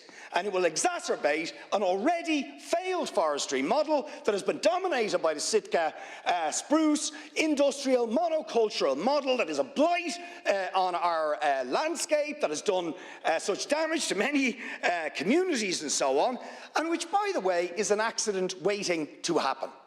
Just like ash dieback. If you have these massive industrial single species plantations, what happens, like ash dieback, if anything goes wrong? All of it can be wiped out. That's what happened with ash. Have you ever heard of the bark beetle, for example, that is running riot through spruce plantations all over Europe? It could potentially wipe out the entire forest estate.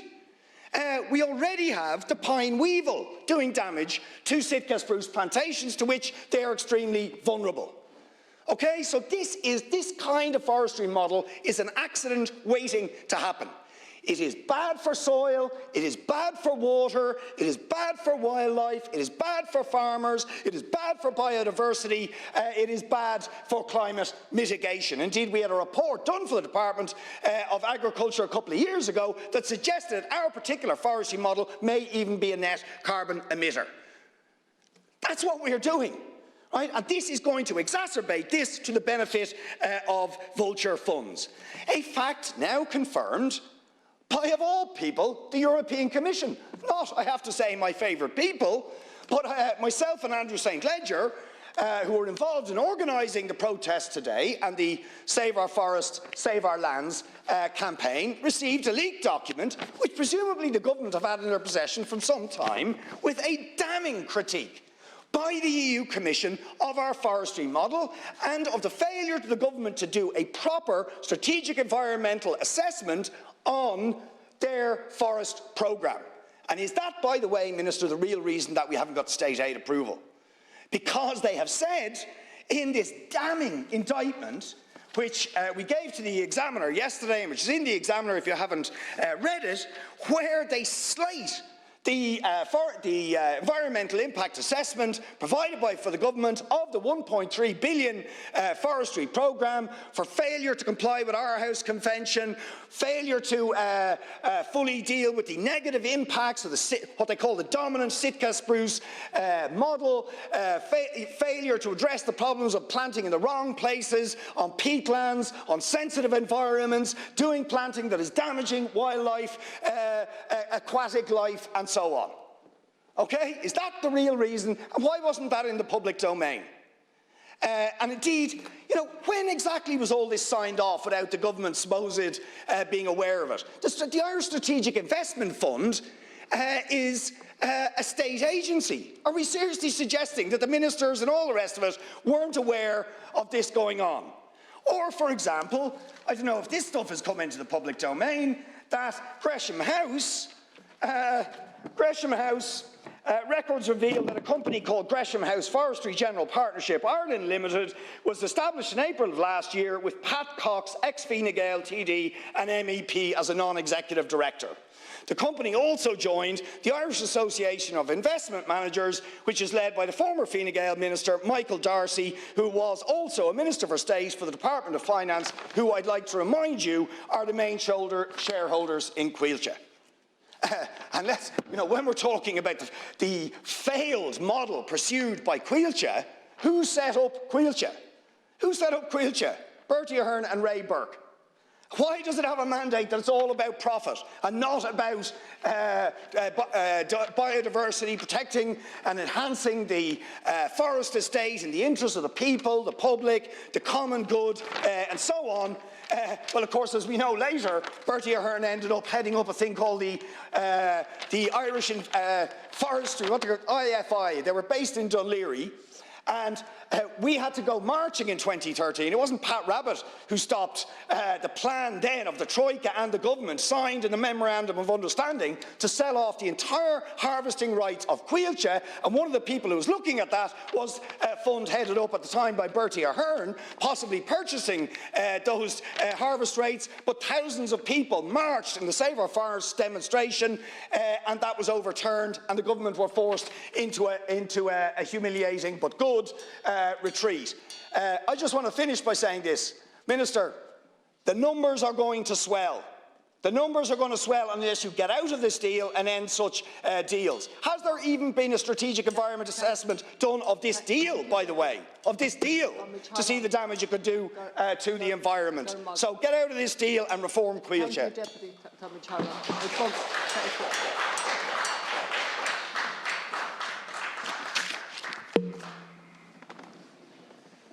Deputy Rashkuji on Realtas, Deputy Ellen Farrell.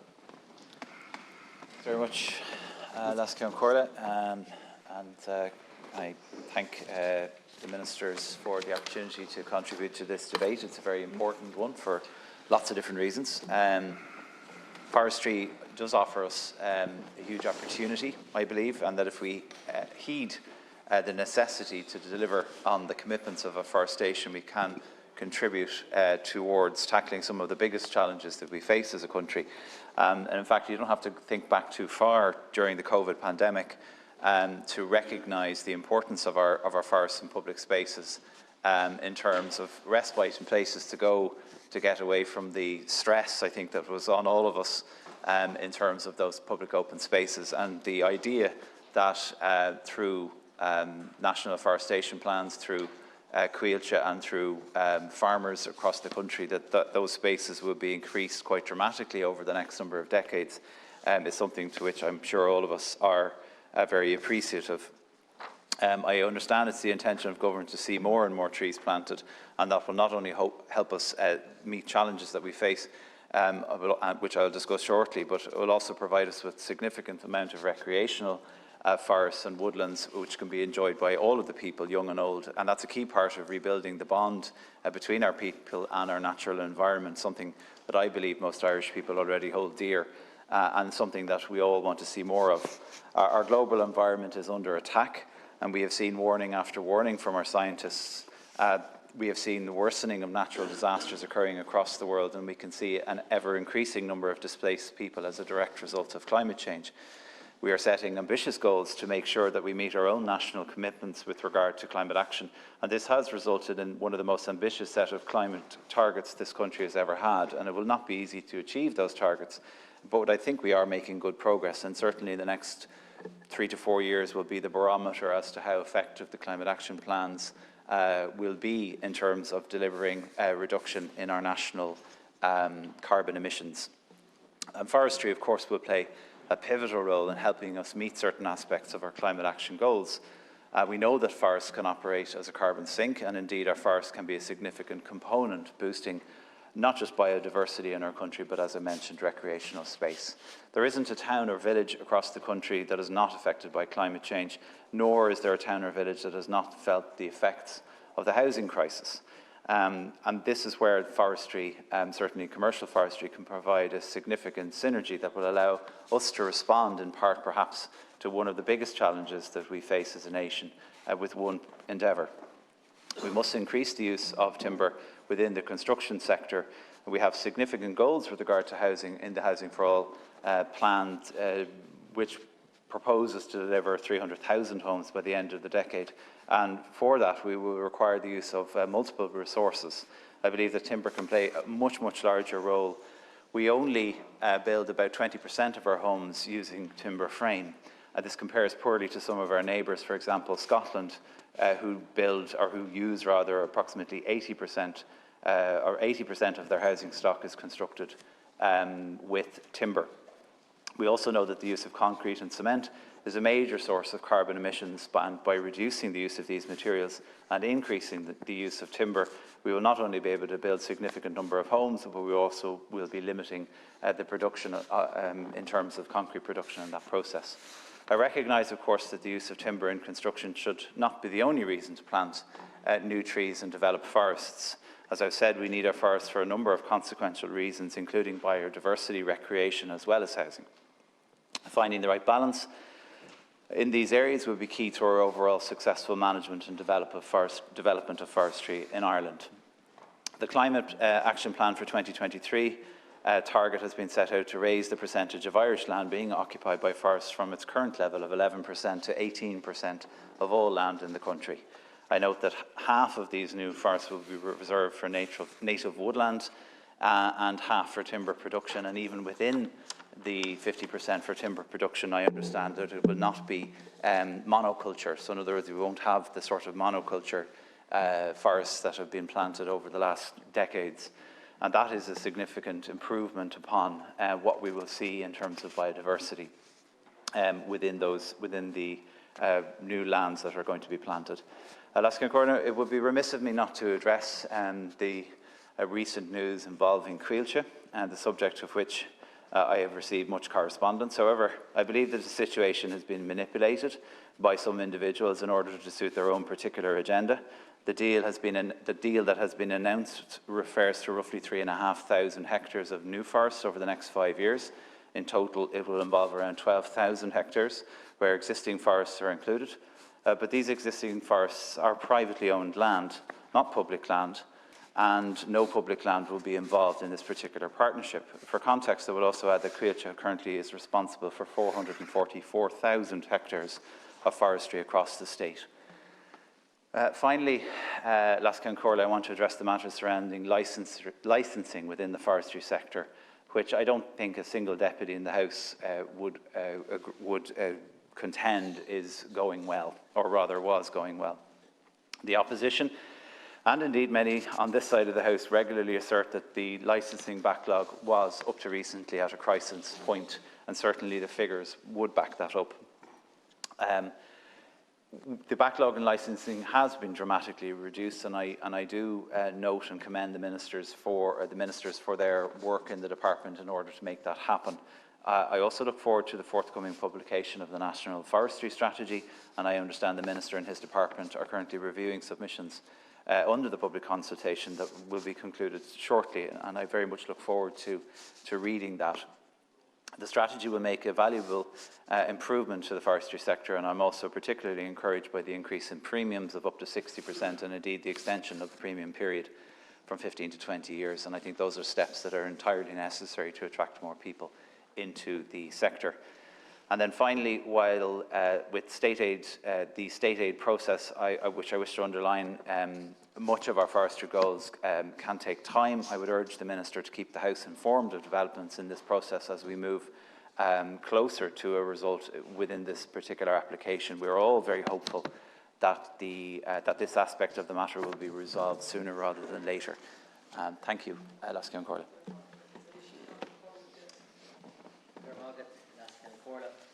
I welcome today's discussion and debate around the opportunity to further analyse and scrutinise the new National Forestry Programme announced on the 3rd of November of last year.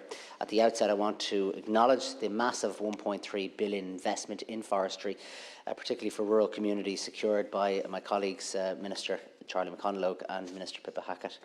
The forestry programme will help us achieve many of Ireland's national environmental priorities, as forestry has a crucial role to play in meeting Ireland's climate targets, as well as addressing biodiversity decline. The recent national debate around Cuilcha has raised important concerns and questions about how we implement this new forestry programme. Cuilcha was established in 1988 as a semi-state commercial business. The organisation employs around 900 people and manages about half of the forested land here in Ireland. While commercial forestry and the production of lumber for construction will be critical into the future to assist us meet our climate obligations, national priorities around the forestry have changed, and Cuilcha's objectives must also change. As noted by other speakers, Ireland must increase forest cover by about 400,000 hectares by 2050, as set out in the forestry programme. It's critical that at least half of this afforestation is in the form of native woodland, and there's public benefit to this, and that must be recognised by Cuilcha.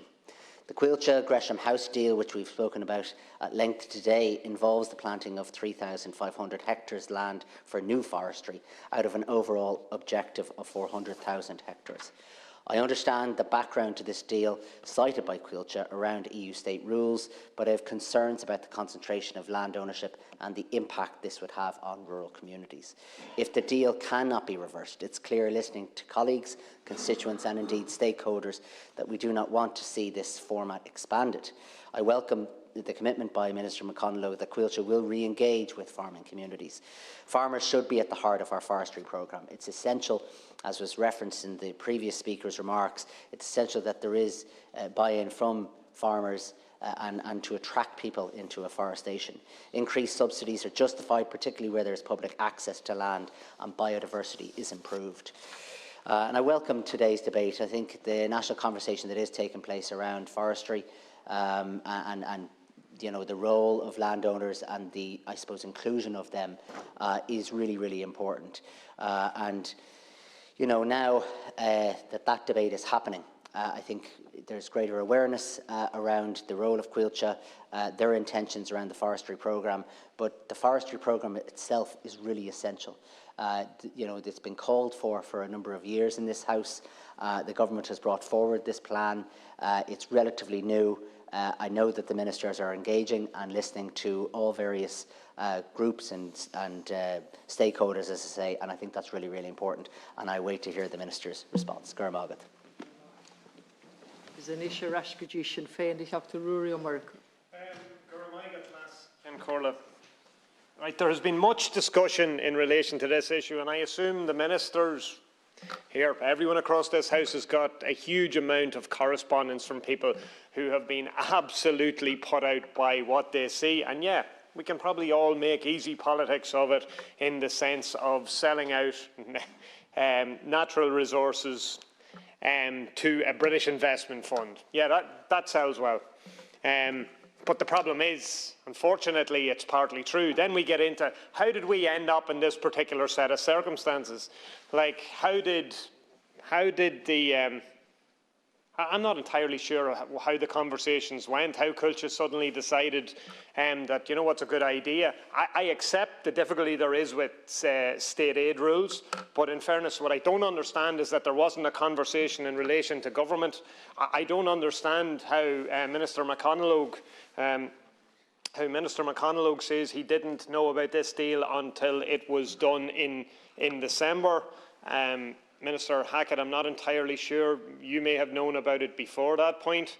But the bit I really don't get is how there wasn't a conversation to state this is not what we seek to do. Because we can get into arguments in relation to 12,000 hectares, in relation to 1%, and all the rest of it. But really this comes down to what you have already stated is not your preference. Therefore, it's an acceptance that this is a bad deal. This is a bad deal in relation to afforestation. This is a bad deal in relation to the Irish people. So therefore, why are we doing it? Then on some level, this has happened. So I suppose that is the second question. What are we doing to extricate ourselves from what is a really, really bad situation? So I'd like to know what legal advice has been sought in relation to how you backtrack from this. It's all well and good saying, oh, deals are done and, you know, mistakes are made and we move on. But the fact is, this is a major disaster. And in fairness, I think we have to congratulate all those people who have got very worked up in relation to this. Because when we might be talking about 1% and 12,000 hectares and most of it land that was already forested. But the fact is, we could have been talking about a huge amount of the future plans in relation to afforestation. And the only reason that this happened is that obviously the due diligence wasn't done in relation to the European Commission from a point of view of providing another modality or means for culture to do this. Obviously, there's a huge amount of work that needs to be done to buy back trust with farmers.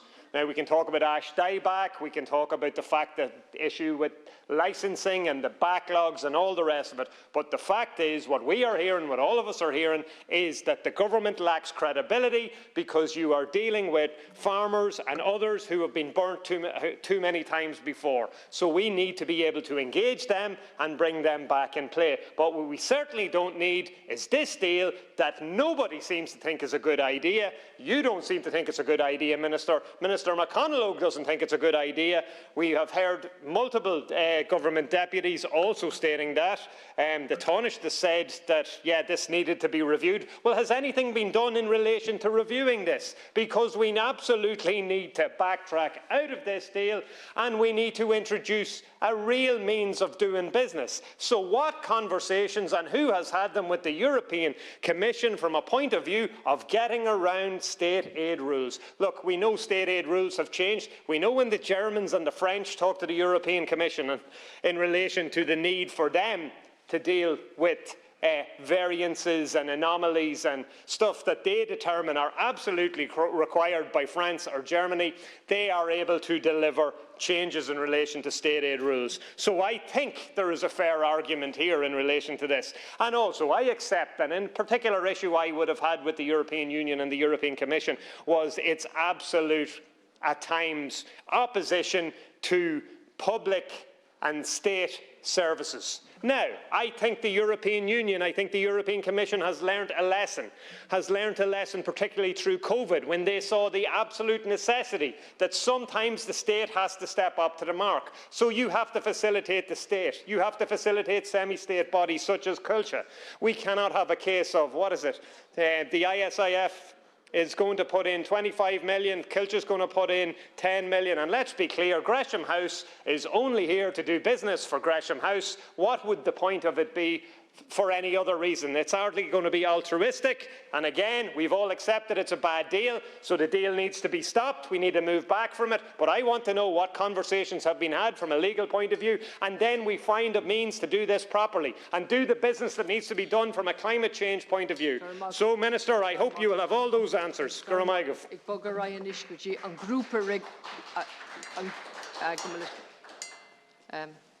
I've let the clapping go up to now because I know that there's an eager group of people up there, but it isn't really permitted in the Dáil chamber, so if we could refrain ourselves, I really would appreciate that. On Grúpa Ragúnach Inish, I hope the Michael Lowry. Just confirm whether it's 2 or 3 speakers. 3, yeah, so it's 4 minutes. When the news of the plan by Quilta to sell off huge expanses of land in rural Ireland first emerged, people thought it was a rumour, and when stories circulated that land was to be bought by a British investment company and fund, they were convinced it was a practical joke. Unfortunately, it was neither a rumour nor a joke. In fact, it would appear that a deal was done before the majority of those impacted had an opportunity to ask questions or to raise objections. The low-key manner in which all of this took place gives serious cause for concern. Aside from being a shock to the farming community, it has caused ripples of lost confidence in the belief that government is putting Irish farmers' best interests front and centre. These ripples are not unfounded. The irony of this plan by Quilta to enable Ireland to meet its climate target is not lost to the farming community.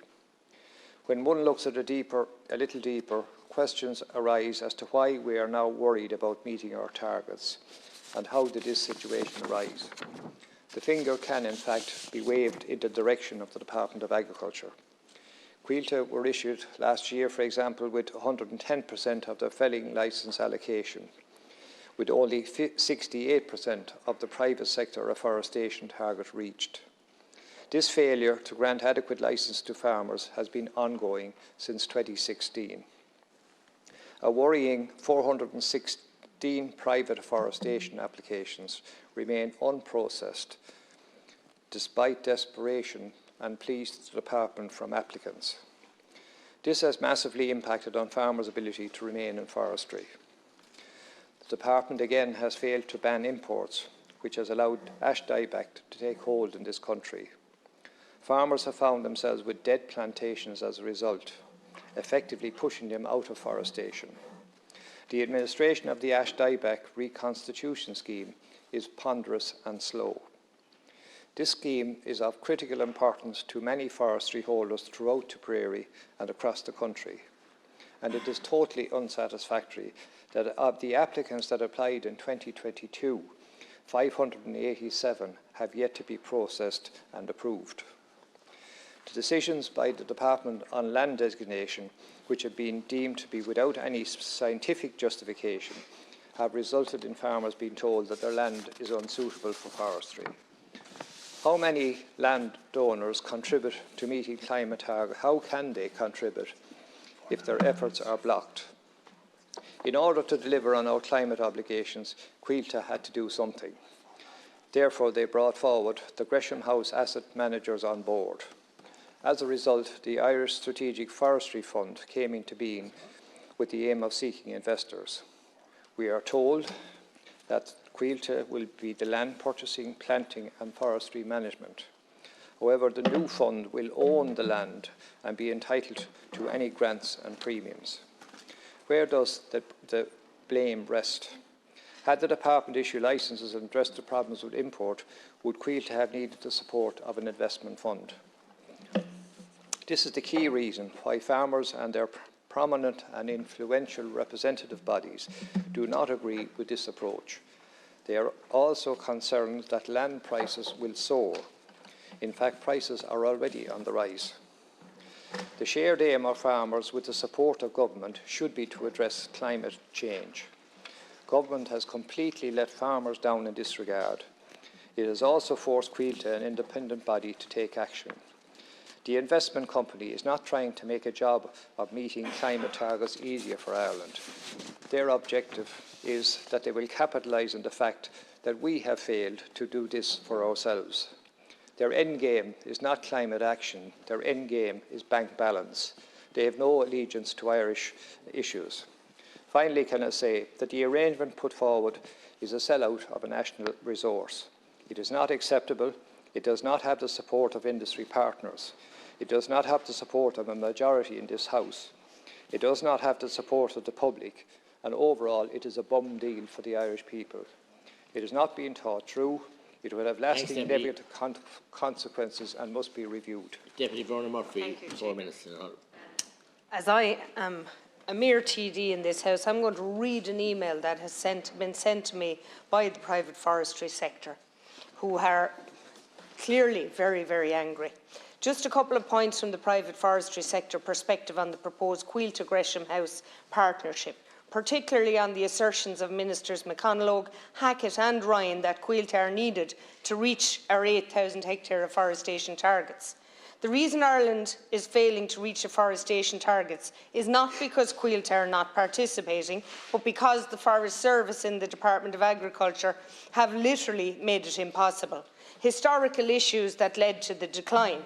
1. Arbitrary departmental policy decisions on land designations without any justification or scientific rationale reduced the supply of suitable forestry land to the private sector since 2010. 2. Failing to ban plant imports and allowing ash dieback into Ireland was a clear dereliction of duty.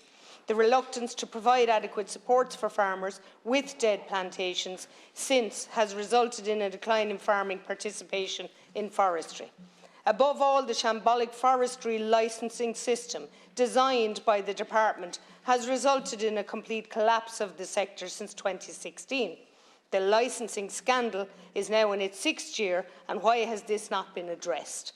The final nail in the coffin is that currently, and for the first time in living memory, we don't even have any forestry programme in place. Furthermore, the Minister has no idea when or even if the proposed programme will be ratified by the European Commission. For us, this means that in the depth of the worst crisis in the history of our industry, that all schemes are now closed and our work terminated. In a climate emergency, the Minister's Department have somehow created a situation where afforestation applications are not even being accepted. Surely Ireland is the only country on the planet where this is the case. No applicants permitted to plant trees were not open for business. In numbers, the licensing output and stats on the Minister's Department for 2022 also needs to be questioned. Target licence delivery, the Department's own figures, Cuilta felling, the target 1,530, licences issued 1,687, target achieved in percentage 110%. Private felling at the 1,830 target, licence issued 1,606, only 88% of the target. And that's a pattern that is here in a diagram.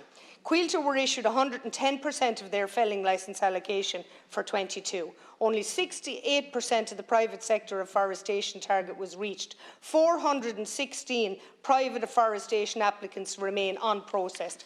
I am going to run out of time, but there is palpable anger across the sector, Minister. And the final line says, Minister Ryan spoke last week about having rules changed in the EU so Cuilta could claim grants and premiums. Would it not make more sense to fix the forestry licensing system here and allow farmers to plant their own lands, or does that not fit their agenda? Thank you. Minister, I'm happy to take part in this important debate about the forestry future of Ireland and to examine the rationale of the government's present policy.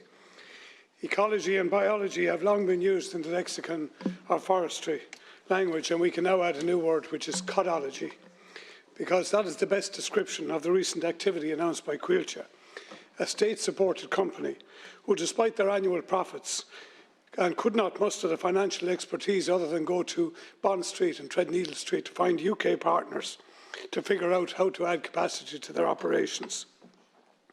The domestic forestry sector has been in crisis now for a number of years, Minister, down to just one reason, which is the efficiency of the Forestry Office to process applications.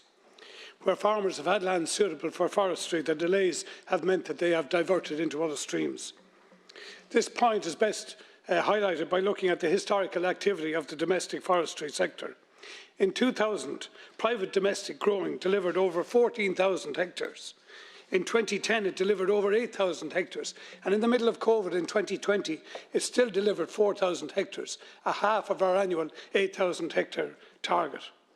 But the message coming from government is that the domestic activity cannot deliver the afforestation targets we need to meet the climate goals.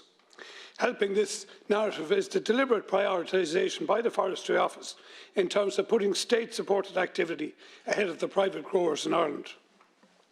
In 2022, Minister, Cuilta achieved 110% of its felling target, which I'm sure they were delighted about.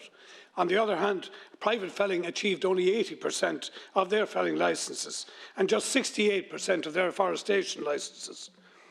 The continuing failure to provide an efficient licensing regime to the sector is at the heart of the rationale for Cuilta to go looking for foreign monies and for partners capable of achieving subsidy and premier approvals. The Gresham House deal initially was to develop 12,000 hectares of Irish forestry over the life of the programme, and this would deliver hundreds of millions in state subsidies to that concern. But these monies will not transfer to Irish families, rather they will go to international investors.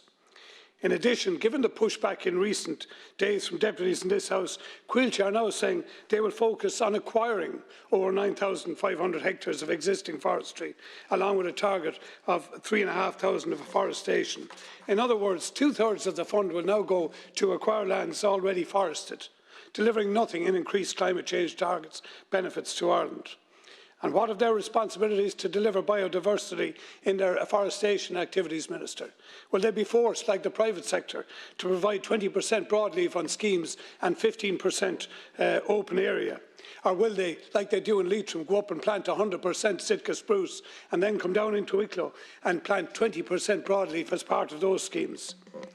Also, Minister, the failure to address the dieback issue is at the heart of the difficulties of farmers getting into the new forestry programme, and you have to try and sort out a new present scheme. I know it's stopped now because waiting for approval, but surely, Minister, the department can find a way. Minister, I am well aware of our need to protect our biodiversity and to achieve our climate targets in the forestry sector. But I, like others in this House, am fundamentally opposed to the creation of state monopolies, which, if where the present policy is going, will propel Coillte. I am also fundamentally opposed to the idea of using Irish taxpayers' monies to incentivise foreign investment interests to enter the Irish forestry market and displace rural and regional farm ownership and farm families. Forestry growers want and need a functioning licensing department that deals with their applications quickly and allows them to enter into the forestry programme. Government's focus must return to incentivising the perpetuation of our rural and regional economies and to stop aping other systems, using foreign capital as an excuse to reduce Irish farm capital and to further greenwash and pressure our rural communities to migrate into urban settlements. Our Irish lands must be kept in Irish ownership, Minister, as that is the only guarantee that they will be available to future generations. Dr. Nisar Ashkorian Regis, and we have Deputy Richard Bruton at the Hall. I think you're sharing with Deputy O'Sullivan. Listen to this debate, and I have to say to my colleague Matt that I think the reaction to this investment is hysterical and hasn't taken into account the genuine climate crisis that we're facing here.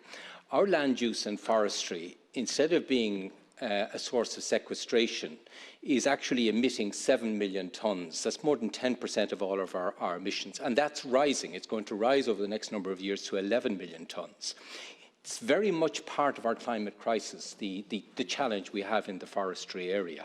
Forestry needs investment because you have to stand out of the planting cost and also because you have to stand out of income for 30 years. And the state can't do this alone. We need to mobilise private investment to achieve that. And it won't all come from farmers being able to fund it. Because the reality is, the present target, we are 90% off the present target.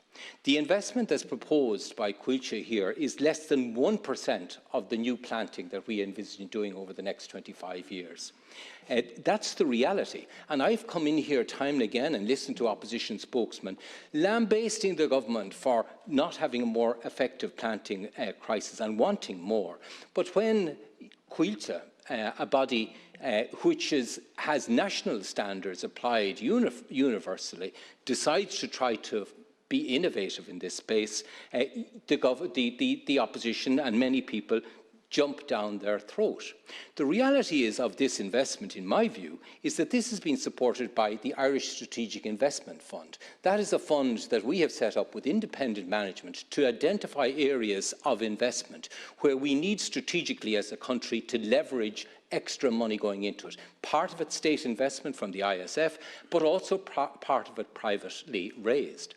The investor, the fund manager here, is actually going to target Irish pension funds as one of the core investors in this. And if we want to tackle the climate crisis and go from our lamentable performance in terms of both emission reduction and planting, we do need to be innovative. And Coillte, far from being a monopoly, it owns only half of all, but it also is completely debarred from any state subsidy. So unlike private investors, it can't attract monies to support their activity.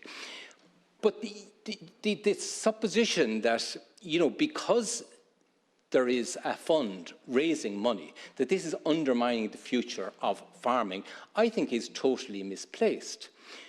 As I say, this is only 1% of our overall ambition, and the reality is we're not anything like achieving what we need to do.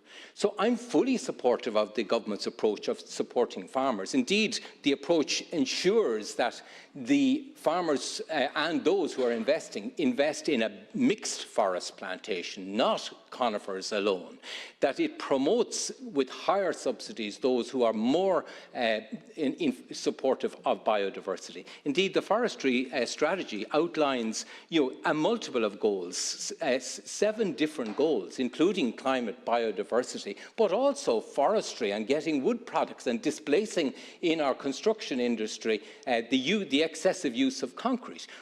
Scotland uses 3 times more wood than we do, and we want to see that changed.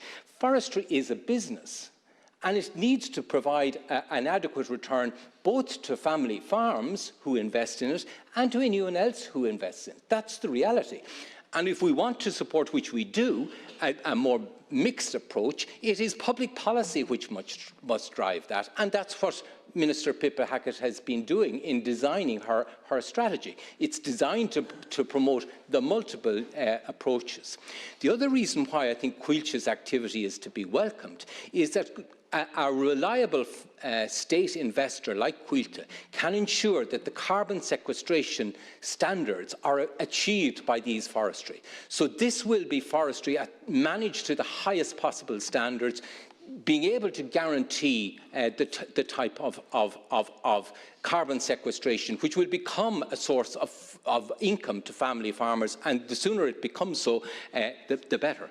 The last thing I want to say is that the farmers that I hear from are reluctant to invest in forestry because it means an immediate devaluation of the value of their land and an obligation to replant at the end. They feel they're locked into forestry for a lifetime, where the arrival of new investors in this scheme will make the sector more liquid. People will be able to move in and out of it, and that will create an environment where it's more attractive to farmers to make that investment on part of their farms. And I think I welcome in particular the approach of allowing small 1-hectare investments in the strategy. So I think, because this company that is going to manage the fund is based in Britain, I think we've had a bit of a jingoistic reaction to what's happening here.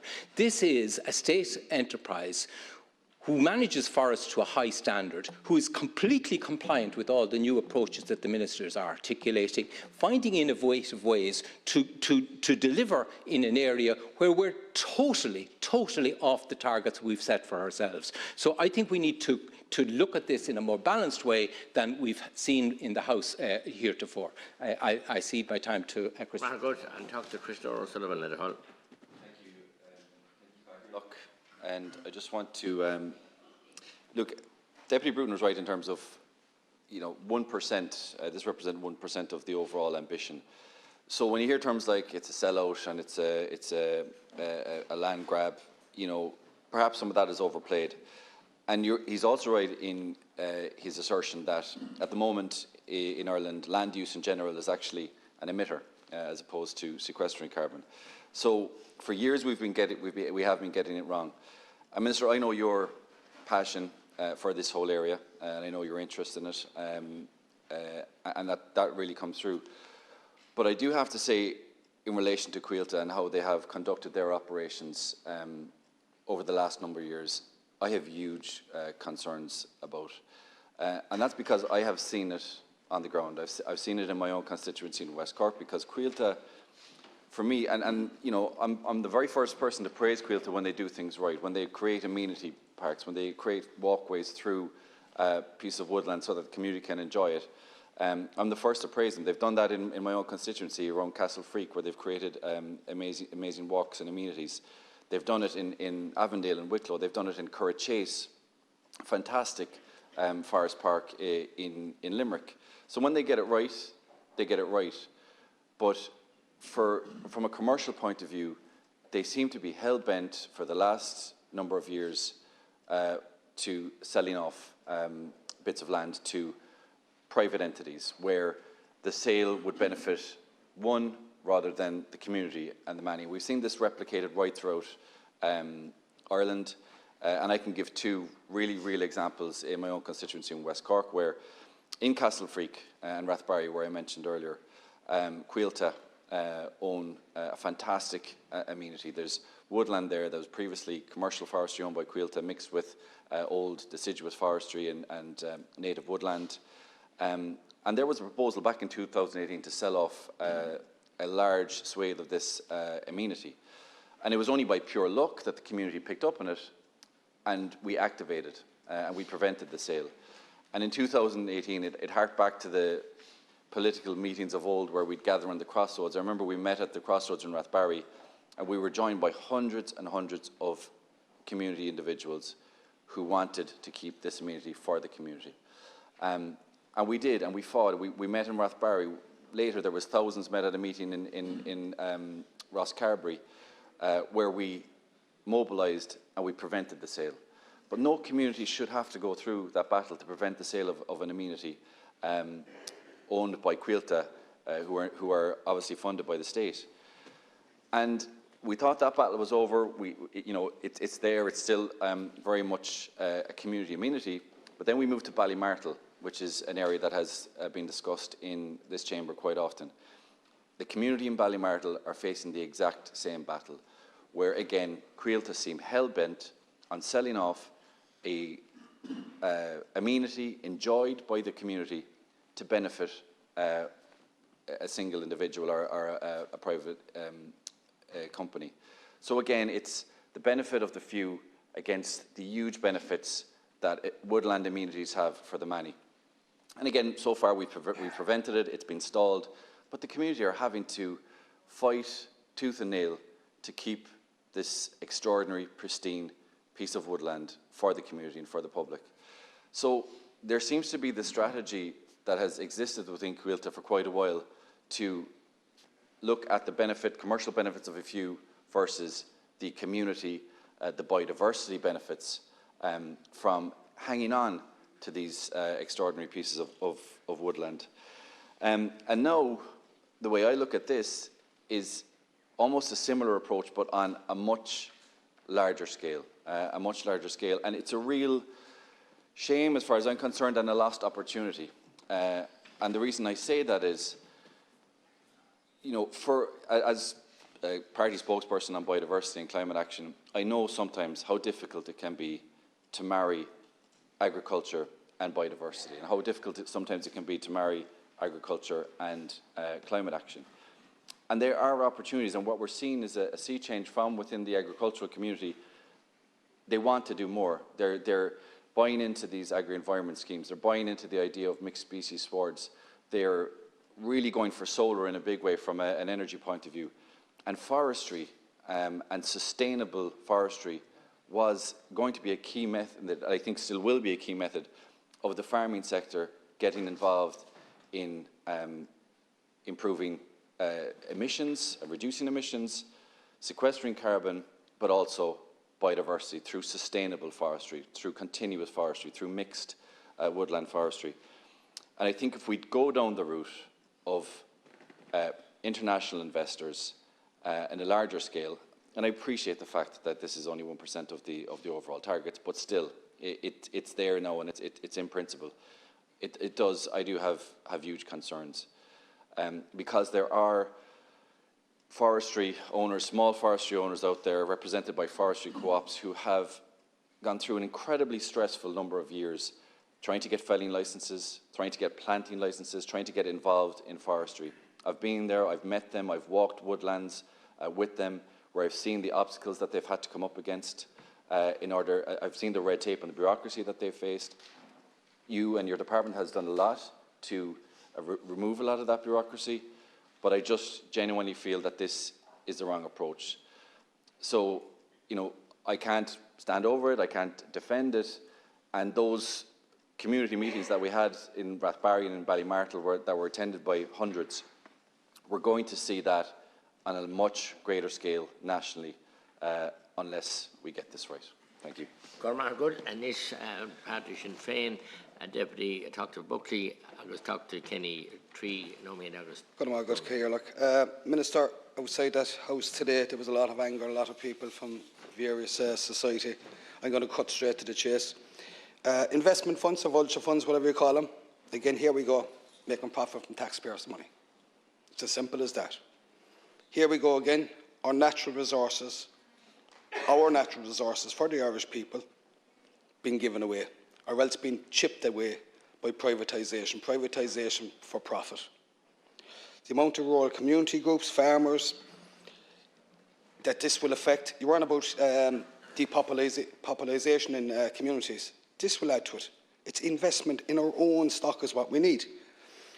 Quilcha, I've dealt with them. There was absolutely no oversight. They're a Quango, and they were created by the Quango specialists, and we know who they are. Right? So it's not working. A number of years ago, we were told we closed the sugar beet industry because we thought we didn't need it. Then we were told that we didn't need fertiliser, and we shut down the fertiliser industry. We've gave away most of our fishing rights. We've given away oil, and now we're going to give away another natural resource. It's absolutely bonkers. But what's more worrying here is the recent agricultural meeting, Minister McConnell was asked, and I'm going to quote this, whether international investment funds involved in the new forestry initiative will also be able to draw direct payments under the Common Agricultural Policy if they hold a herd number. Assistant Secretary General of the Department replied, a herd number defines you as a farmer. There are farmers that incorporate as companies, so a farmer can draw a single payment as long as they were claiming a single payment since 2008. Asked whether the looming forestry investment companies, both foreign and domestic, will be able to draw from the Department of Agriculture's grants and premiums on a yearly basis, plus the new established grants under the Forestry Programme 23-27, Mr McConnell said yes, for 15 years. Absolute bonkers. I could find other words for that, but I am just... We've never learned from our mistakes here. Our natural resources are the biggest gift that this country has. And we'll keep, and I heard some of the speakers saying, oh no, it's Europe is putting us under pressure. I can remember 30 years ago when we ran about climate action and spreading manure. What did we do about it? Nothing. It only suits the government when Europe says X or Y. You know, you can pick and choose. But I think you're going to meet major, major resistance to this, Minister, and I would be urging you to go back and reconfigure or get rid of Quilcha. Do not be selling or renting for profit even our natural resources, because what you're doing is killing our own people, because we're starving them of all the resources and what actually we can do with it. And I think I'm just so angry, and those people outside there are so angry. So I would seriously think reconsider, please. Deputy Martin Kenny. Thank you, Cahill. Minister, this is a very serious issue for a lot of people in many parts of the country. Where I live in County Leitrim, we have one of the highest rates of forestation in the country. Silk spruce everywhere. Where I live, when I look outside, where the sky meets the land, on all sides of it, it's silk spruce forestry. Now, I know forestry is painted as being this great thing that's going to do an awful lot of good for people, but for the communities that I live in and the communities I represent, it has been a very negative thing, because it has starved those communities of people. And I'll tell you why. When a farm of land is planted, you never need to buy a gate again. You never need to buy fertiliser again. You never need to cut the hedges again. You never need to get a vet in when an animal is sick again. You never need anything again. Machinery doesn't need repairing again. All those auxiliary parts of the local economy that require people to do the work to keep the farming going are gone. Because the only thing that happens is, after about 12 years, some big company comes in with a major machinery for about 3 weeks and thins the forestry, and that's activity finished for another 7 or 8 years. And then another 7 or 8 years again, for another 3 weeks, there's a big burst of activity, then nothing, until it's clear-felled, and then it's replanted. And that's what we see happen in all our areas. In most of the parishes around me, we have a population of under 30 people per square kilometre. Now, when you have a population of less than 30 people per square kilometre, that community is in terminal decline. And that's what we see happening across an awful lot of County Leitrim. And the thing that you see where you have those very low levels of population, you have very high levels of afforestation. And that's the problem we've got. In theory, none of us have a problem with trees being grown. They're absolutely brilliant. They do so much for our biodiversity, they have such potential, but they kill the communities. That's the problem we've got. And we need to find a way of doing that. And to suggest, and one final point, you know, there's been much talk of this corporate sector coming into Kilcha in order to take down state money and to hurt for the pockets of foreign multinational corporations. That's what we see happening. But this is not new. This is already happening. Half of the forests that are already being planted are being planted by pension funds and foreign funds that are coming in and buying up land and planting it under the nose of farmers that farmers can't compete with. So this isn't a new venture. This is more of the same, more of the bad policies of this government. Thank you. Moving on to the Rural Independent Group, 2 deputies, starting with Deputy Karen Nolan, 5 minutes. Minister, the land grab and shameful deal between Gresham House Holdings and Quailcha is an insult to Irish people the length and breadth of this island. It is yet again another attack on our sovereignty as a republic. And Minister, without delay, a halt should be called to this deal. And please do the right thing. People have expressed serious concern here right across the party spectrum. And your job should be to listen and to engage. And you have said in your own statements that it's not the preferred deal. If it's not the preferred deal, why in the name of God would you sell us out? Why would you cause a land grab? Why would you turn your back on farming families and on communities the length and breadth of this state who are vehemently opposed to such a deal? It's an absolute sellout and needs to be stopped. I will now give you a flavour of some of the forestry and farming organisations that are opposed to the Quailcha deal. The Irish Farmers Association, MOCRA, Western Forestry Co-op, Irish Forest Owners, SEFA, which is the Social, Economic and Environmental Forestry Association, Forest Owners Cooperative Society, Association of Irish Forestry Consultants, Agricultural Consultants Association and the Limerick and Tipperary Woodland Owners. That is just a flavour of some of the organisations against this deal. So please listen to them. I wonder, does any of this opposition, given its scale and its breadth right across farming and forestry, give the Minister or this government any pause? Does it not raise any doubts at all? Does it not signal that the approach being taken by Quailcha is just not inappropriate, but that it almost amounts to a breach of the social contract, and it most certainly is a betrayal of the Irish people? Last Thursday, all of the organisations I mentioned issued a statement. I will quote from it now. In it, they say quite clearly that the recent announcement by Quailcha that it has joined forces with a major foreign investment house to establish a fund to acquire 12,000 hectares of forests and bare land is strongly opposed by the majority of the main organisations in agriculture and the forest sector. They go on to say that it is their view that this is the first step in Quailcha's strategic vision to act as an agent on behalf of foreign and national investment funds, to transition 100,000 hectares of Irish farmland out of local farm ownership for afforestation by funds and funds for profit. And of course the taxpayer is used in all that to the tune of 2.1 billion. The statement continues. The most saddening part is this venture being enabled by the Irish taxpayer, as I said, to the tune of 2.1 billion, Minister. Taxpayers' money, of Irish taxpayers. Most of them are opposed to this deal. Minister, you needn't put your hands in the air. I expect you to come back with a good answer as to why you're treating people this way, along with Minister McConalogue, who's an absolute disgrace and couldn't answer any questions I asked him last night in the Agriculture Committee. The money paid in forestry grants and premiums to invest funds to purchase 100,000 hectares of our sovereign Irish farmland to establish forests. The Irish taxpayer will be paying for the sale of rural Ireland to investment funds.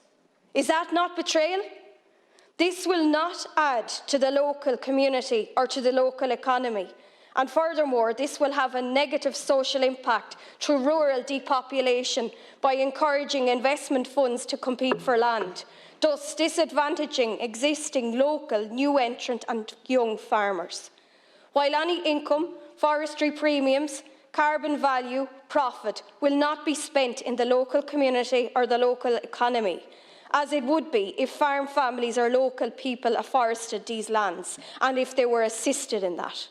We believe this is government policy to meet afforestation targets at any cost. It is likely to be counterproductive We do not support it, and it is a bad deal for Ireland. And that's coming directly from the organisations who you need to take heed of now at this stage. MOCRA have expressed serious concerns about young farmers being outbidded and about them not having access to land, even though generational renewal is a real issue that comes up in the EU. Those concerns are all being ignored. And it's high time, Minister, that you listen to people, call off this deal and call it off now. Thank you, Deputy. Cormac, thank you, Chair, for filling in the chair. Let me speak here.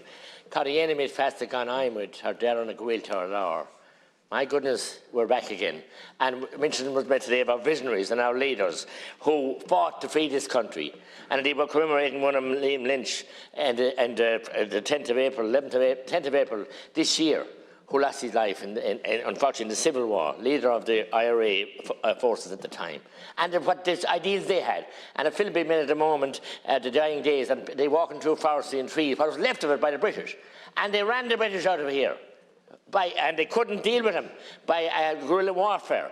And now are we going to bring the British back in under the name of Fianna Fáil, Fine Gael and the Greens?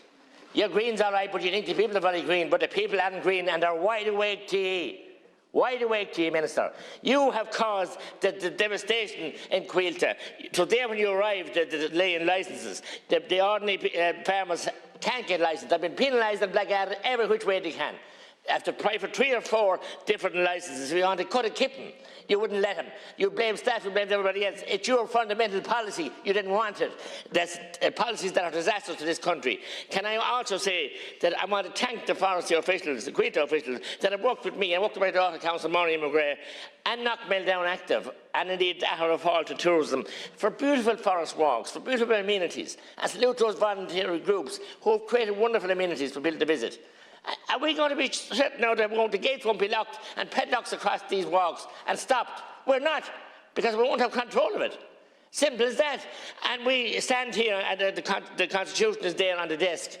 And indeed, the proclamation is read at so many commemorations. Unfettered access to our land and property from sea to sea. And what are we here now? Selling out to vulture funds. It's easy for Deputy Bruton to say we're being excited and we're overreacting. The next time he's down in Clonmel with his band Kayla, I'll ask him to go out to Kilcash, to go out to the Knockmel Down Actives and see what's happening out there at Knockmel Down Mountains and see really the beauty and the enhancement of what is there. And you really have, we've been sold out, you didn't do it, but predecessors, Fianna Fáil, sold the sugar industry, a wonderful industry. You have sold out the fishing industry. You're part of that government, certainly, completely and absolutely. So now you want to kill off the beef, dairy, and indeed the cereal crops and allow land to be sold out to vulture funds. We have seen the horrible vulture funds. We have seen former Minister Michael Noonan describe them as a necessary evil.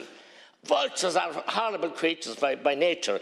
We know what happens with young lambs, what vultures do to them. Vultures, grey crows, etc. So the very thought of it is an anathema to me and to the people who elect me.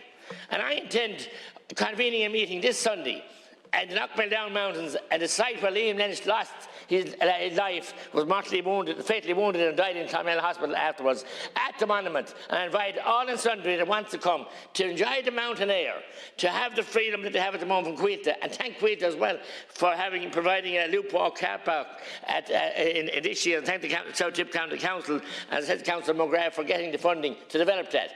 And we want to keep that for future generations. Today was Grandparents' Day in my school, which I missed, to be here to try and protect and get you to reverse your decision for Gresham House, for those grandchildren, for our future generations, not to have a country here craving to big business, craving to vulture funds, craving to the banks. We saw the bailout. We saw how Minister Donoghue and his last act as Minister of Finance get back the bonuses to the banks. I say halt. Stall the horses here, reverse this deal, and if we can't reverse the deal, disband Quilta, which we have the power in this Oireachtas to do, and set up a new organisation that will serve our country, serve our people. We won't have any bit of carbon sequestration or anything else in this deal. It's rotten from every point of view, and I can't believe that you're a part of it. We say so much about carbon tax and what happens. So again, I salute the men, and mainly men and their families, who worked in the Forest Service, who dedicated and drained them by hand, planted those trees and made the ridges, and harvested them back in the 40s and the 50s, and made lovely entrances and painted gates with timber, ornate timber, and the signage they do, and respect they had for the love for their work. And it's all been wiped away, our heritage, our culture, by a government here that's craving to vulture funds, that's craving to big business, that wants to go over to the WEF conferences every time they're on and be great people to sell out our constitution. And you have the cheek then to go to Arbor Hill and places and read out the proclamation and salute it. You should be ashamed of yourself and ashamed of every breath in your body and the people who gave us the freedom of this country. That's what you should be. I'm totally ashamed of yourself. You don't represent those people. You shouldn't even mention their names, speak their names. You're not fit to speak their names. It's disgraceful. This must be stopped. If it means disbanding Quilta, we stop it. Thank you. Next is Government Slot Deputy Brian Lennon, chaired with Deputy Joe Flaherty. 7 minutes, Deputy Levy. Good, Cathaoirleach. I intend to provide some balance to some of the commentary that we've just heard, and certainly to tone down the rhetoric and incitement, which I don't think is appropriate in this House, notwithstanding people's strong views on this issue or any issue. I want to pay tribute to the Minister, who I know personally, who is one of the most dedicated public officials that we have in this country, and who is absolutely passionate about resolving the challenges that we have in this country in climate and in forestry. I want to pay tribute to Minister Hackett. I want to pay tribute to Minister McConalogue as well, who are both incredibly serious about their roles, and they're performing those roles diligently. I want to congratulate you on securing €1.3 billion of investment for forestry in this country. And what you're aiming to do is change how we use land in this country and change it for the better, such that we will secure our environment for future generations. I want to congratulate you for resolving the licensing issue that has plagued the system for the last number of years. That was no easy feat.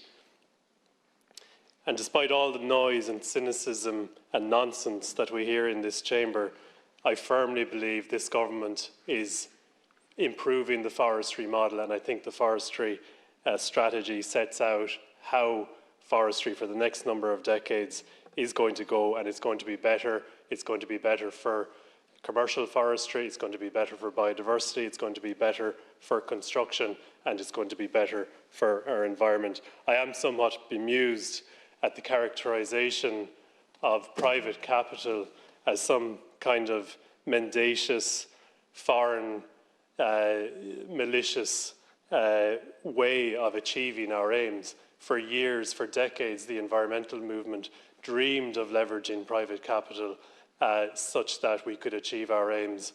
No, of course, these investment funds, they are not vulture funds. By any definition, they are not vulture funds. They are investment funds. They are Irish investors, not British investors, actually.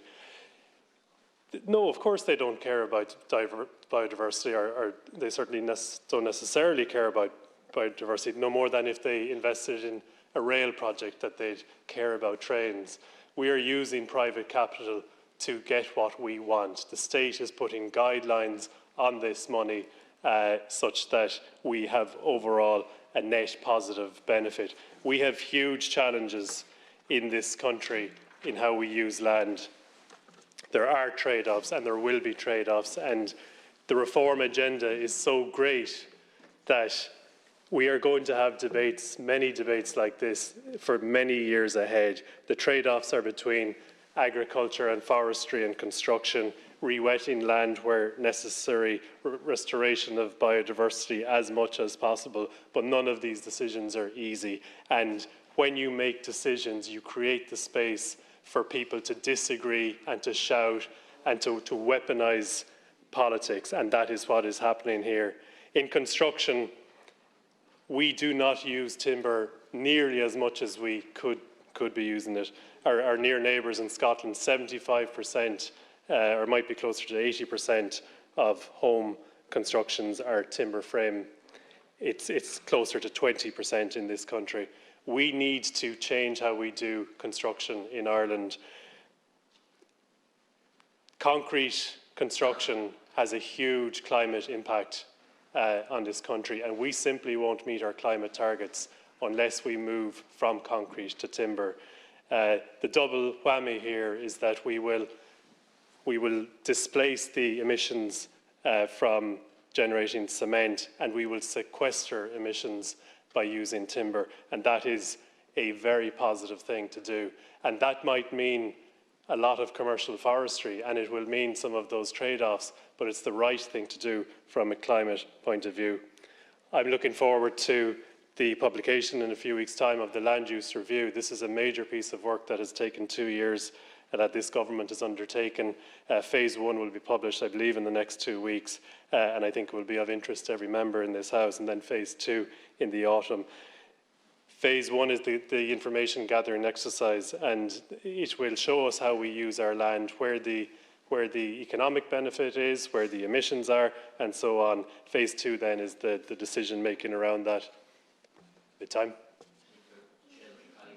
I'll just finish up and to say, Minister, I want to make mention a local woodland, Cratloe Woods. It's in County Clare. Deputy McNamara, who's just left, would know it very well. The old oaks of Cratloe Woods were used in the construction of the Royal Palace in Amsterdam. It's just 20 minutes outside Limerick City. It is a wonderful amenity, and it's where I first learned about biodiversity. I used to run around there with the used to race the Clare and the Limerick hurling teams around the hills of Cratloe. I want to make a special mention for Cratloe because the potential to develop Cratloe further as an amenity is immense, and it's completely underutilised, Minister, and I certainly would encourage you, and I will be speaking with you again about that in the weeks and months ahead. Thank you. Thank you very much, Chair. And Minister, nobody in Ireland has to be convinced of the merits of trees. Experts tell us that if we plant 18,000 hectares per year between now and 2050, that we'll be carbon neutral without taking any other actions. And the reality is, it's not an improbability, because if we go back to 1994, we were planting 24,000 hectares that year, and of that 18,000 were from the private sector, because farmers and the Irish public were more than happy and more than enthusiastic to plant trees, and they did so for all the right reasons. Subsequently, however, we descended into a licensing quagmire, and I do appreciate, Minister, that you have taken major efforts and strides in relation to resolving the licensing issue, but the fact remains that confidence in the sector has been badly shattered. Through the new 1.3 billion forestry fund is welcome, but also I suppose the news was tinged with disappointment in that the state aid rules aren't signed off, and could be at least another 8 months before we get to go ahead on Europe for that. So in some respect it restricts new planting. But the real hammer blow was the news that Coillte were teaming up with Gresham House, and it's a lightning rod for disappointment right across rural Ireland. We're told that this is a done deal, Minister, but I don't accept that response, and it's simply unacceptable that another state company can now recklessly and intentionally embark upon a programme of radicalised commercialism to the detriment of national interests. Coillte already enjoys a dominant position in the Irish market and presently is responsible for as much as 70% of the logs produced here. They decide who can buy them, and they decide at what price those logs can be bought. The government and your department earnestly reached out to Coillte and sought to encourage them to look at further forestry at scale across the country. However, Coillte took this as licence to ramp up their commercialisation plans, with a covert plan to take them to an almost monopoly position in this country.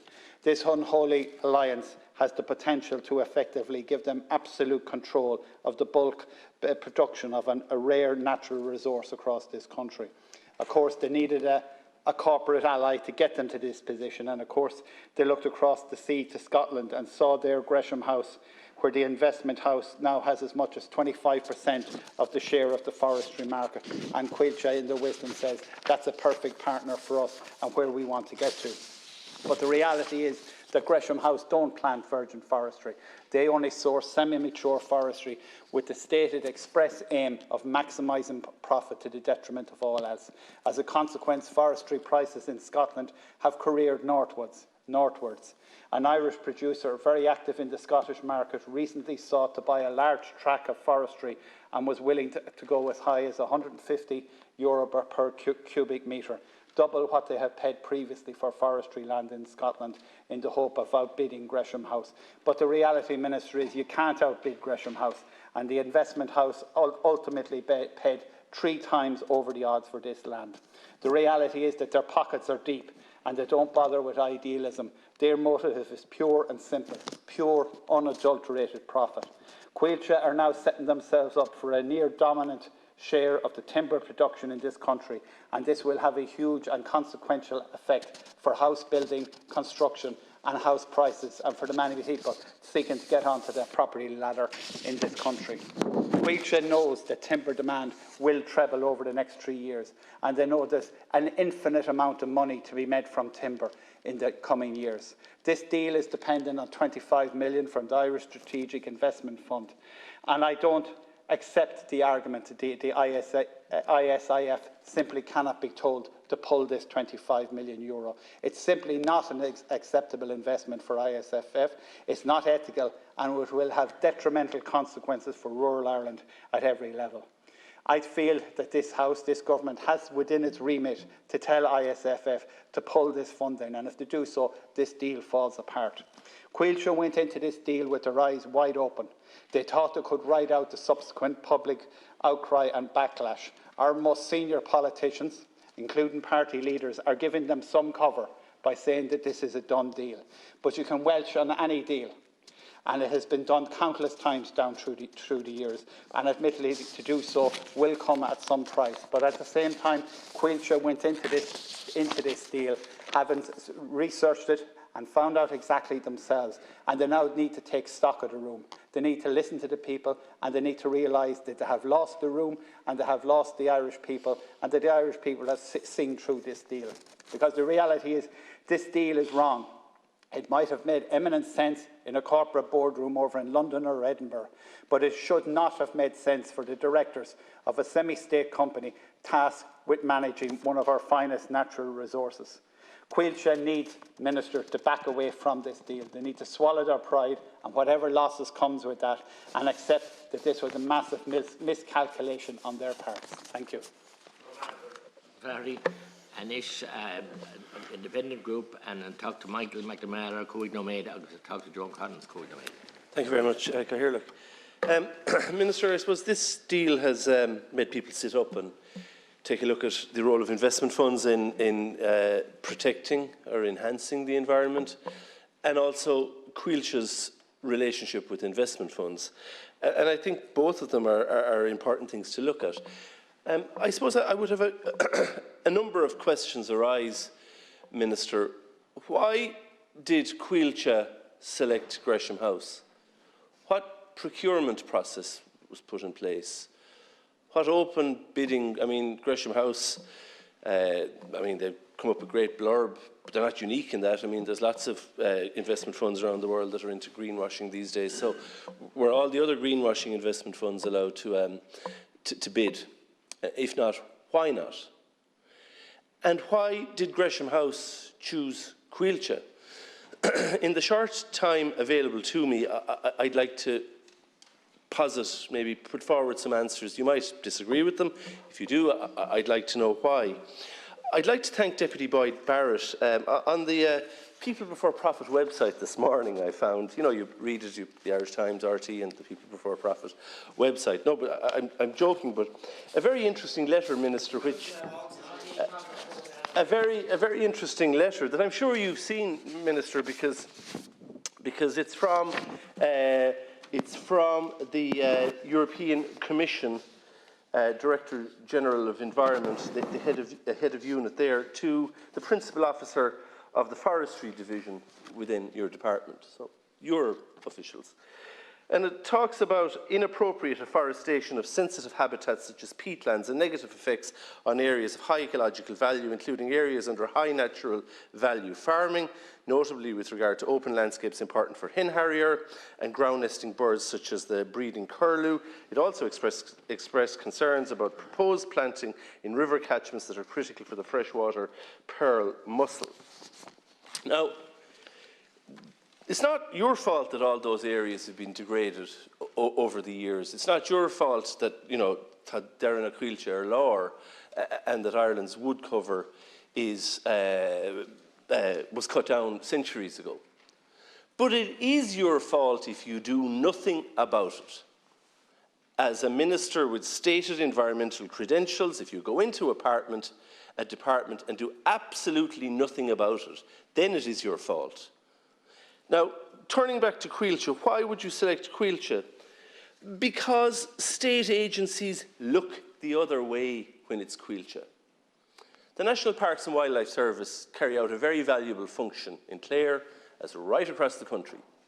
But when the transgressor is Coillte, or when the transgression is on Coillte lands, they look the other way because they will be bogged down in paperwork for months with Coillte, whereas if they tackle a small farmer or even a big farmer, they will ultimately be successful and they will see a dividend, a return.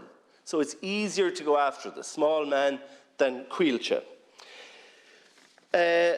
Coillte forestry practice in general is undoubtedly responsible for a degradation in water standards across Ireland, and Clare in particular. East Clare, the Slieve Aughties that I've mentioned to you many times, is very heavily afforested, much but not all of it by Coillte. Lawco have carried out surveys into water quality there, a marked degradation in the Bleach River, in the Lough Rainey catchment, all the way down into Scariff and the Lough Derg SPA.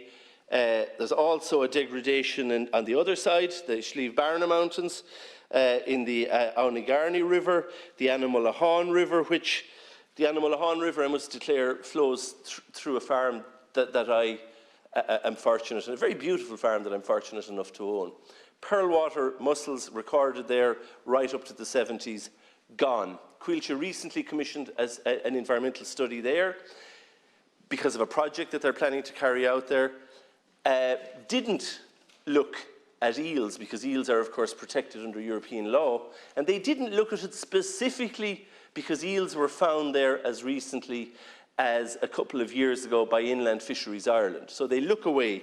The last thing I would say is even down to the creation of SACs, the Slieve Barna Bog SAC. I invite you to look at the map, Minister, and see how carefully it is contoured to avoid the zoning of Coillte land as part, the inclusion of Coillte land as part of that. Whoever drew up that map, Minister, you should get, if you want to get an overall majority, if the Greens want an overall majority in the next Dáil, get them to do the maps of the next constituencies, because it is a work of art, and it is Coillte, they reach in, they're not treated equally to others in any way, shape or form. So of course an investment fund would want to partner with them. Thanks, Chair. What we see here, despite what others have said in government, is a sellout. We all know the dangers of climate change that we're facing. We all know that forestry is one of the best ways this country can help fight climate change. And this deal shows not just the total, from my point of view, on seriousness that the government has taken with this deal in relation to climate change. This deal shows your total lack of an effective plan to deal with it. Just 100 companies are responsible for 71% of global emissions. This crisis was created by large corporations. Large corporations continue to make this crisis worse. They aren't stopping any time soon. And this government wants to put the solutions to this back into the hands of business so they can make money out of a crisis they created. Forestry is vital to combating climate change. It takes CO2 out of the air, it traps greenhouse gases in the soil, it helps reduce pollution in our air and water, and it develops ecosystems that speed up all these processes. We need natural woodlands, not just to hit emission targets, but to make sure we have actual solutions to climate change. These forests need to be native and sustainable. They need to promote wildlife and help stop biodiversity loss. They need to benefit communities and farmers and improve people's lives. And they need to be owned and controlled by the public. The deal does none of those things.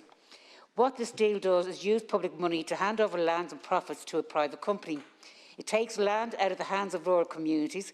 It reduces farmers' ability to plant trees by raising the cost of land to plant on them. It encourages and worsens the problems of Sitka, spruce and monoculture plantations in Ireland.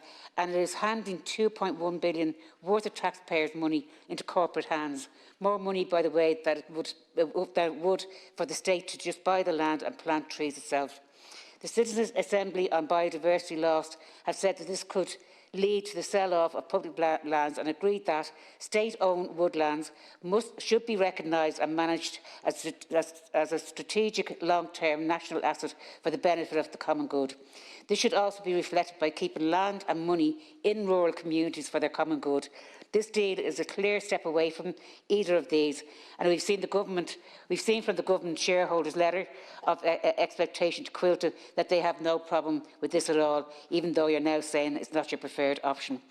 We can fight climate change, we have the time and we have the resources, but rather than using that fight to grow our country and society, to put this country's lands and resources in the hands of its people and to grow and benefit local communities and people's lives, this government has once again gone back to its old playbook, make the cost public and privatise the profits. These companies cause climate change, but rather than hold them to account, this government will not just let them walk away scot-free, but with their pockets filled as well. There's been a lot of hay made how no land will be privatised in this deal, but the money will, the grants will, and ordinary people won't see any of it.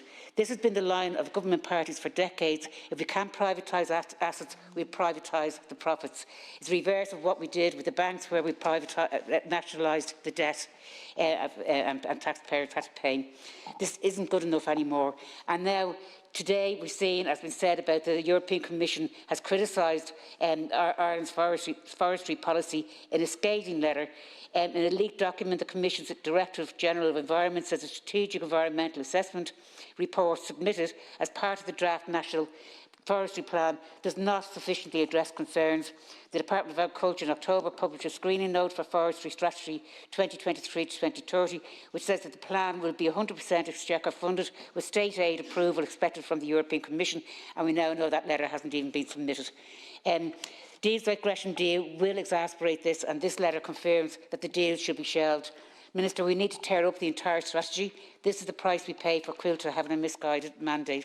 Finally, we don't just need a just transition, we need a just transformation. We need climate justice. We need to make sure that those who have contributed the most to climate change contribute the most to fixing it. This doesn't happen by handing over billions to big corporations. It happens through taking back power from these corporations and putting the power and benefits back in the ordinary people's hands. This deal and its policy just makes the rich richer while everyone else struggles. I oppose the deal. The solutions to climate change can't be in the hands of big corporations. The money to fix it can't be either. It needs to be in the hands of the people in our communities. Thank you very much, Deputy Collins. Now, Minister Hackett, to respond to the debate, please. Thank you, Ceann Comhairle. Some genuine concerns in relation to forestry have been raised in recent weeks, and in particular in relation to the Irish Strategic Forestry Fund. We had private members' business on Tuesday. We spent over 3 hours in committee last night talking about some of the issues that have arisen, and I know it has come up in leaders' questions too. So I'm happy again today to have a chance to speak about the future direction of Irish forestry policy, and in particular to urge farmers across the country to look at the new €1.3 billion forestry programme. We have a massive challenge ahead to meet our climate action targets, and forestry has a significant role to play in that. And that is why we have designed this programme so that the vast majority of that €1.3 billion will go to farmers to plant on their land and to draw down premia for the next 20 years. I believe also that it is right that Coillte, as our state foresters, should play a role in our afforestation targets. There's been a lot of talk about Coillte and Gresham House, and that Coillte has partnered with private investment, as they are fully entitled to do. And as part of that, and Deputy McNamara raised it, I understand from Coillte that Gresham were appointed after an independent procurement process, something actually that a minister should not interfere with. As we have said, this partnership is just one of the options Coillte has come up with to enable afforestation. Our preferred model of delivering on our forestry targets is for farmers to plant on their own land. I would just like to call out the fear-mongering and inaccurate nonsense from Deputy Nolan that we are selling 100,000 acres to private interests. We are not, nor are we putting €2.1 billion of taxpayers' money into the fund. She certainly needs to check her facts. Government policy is to increase our forest estate from 11.6% to 18% by 2050. This will require 450,000 hectares of new forests by 2050, and the vast majority of this will come from our farmers. Our new forest strategy to 2030 will be published shortly. It has been informed by extensive engagement with the public and with stakeholders, and which has climate, nature, people, wood and economy as its 5 core values. And we will implement this strategy in the immediate term by way of the forestry programme. Under the new forestry programme, farmers will receive 20 years of premium payments compared to 15 years of premium payments for non-farmers. Furthermore, in addition to receiving 33% more premium payments, farmers who plant new forests will receive the single farm payment on land converted to forestry, whereas other private landowners will not receive that payment. There has been some discussion today based on media reports around the level of environmental ambition under the new programme. There is a certain amount of muddying of waters between what went on in the mid-1990s compared to what we are doing in forestry now and into the future. What we are doing in forestry under this new programme is delivering for biodiversity, water quality and carbon sequestration in a way that no Irish forestry programme has done before. For example, under the new programme, we are not planting on unenclosed areas. Those peaty upland areas in some years in the 1990s, we did almost 40% of our afforestation on. In special protection areas for hen harriers, afforestation has not been permitted since 2013. As for Annex 1 habitats, planting in these areas is expressly prohibited. So let me be crystal clear. This new forestry programme will absolutely deliver on the right tree, in the right place, for the right reasons, under the right management. Under the new programme, the incentives for native broadleaf forests, agroforestry and continuous cover forestry will be significantly increased. And there will also be support for a new forest type, emergent woodland. This is supporting, for the first time, naturally regenerated woodlands. And a further example of our farmer and biodiversity-friendly approach is that organic farmers will be able to receive organic farming payments and agroforestry premiums on the same area of land. Roughly 2/3 of our land mass is farmland. Therefore, the reality is, if we are to meet our 2050 forestry targets, we will need to count on a massive effort from our farmers. Our farmers will be the primary drivers of our afforestation efforts, and they will be the primary beneficiaries of the €1.3 billion programme. Nothing Coillte has signed up to do changes any of this. The opportunity for farmers remains as it was before this deal. They will benefit most from the new forestry programme.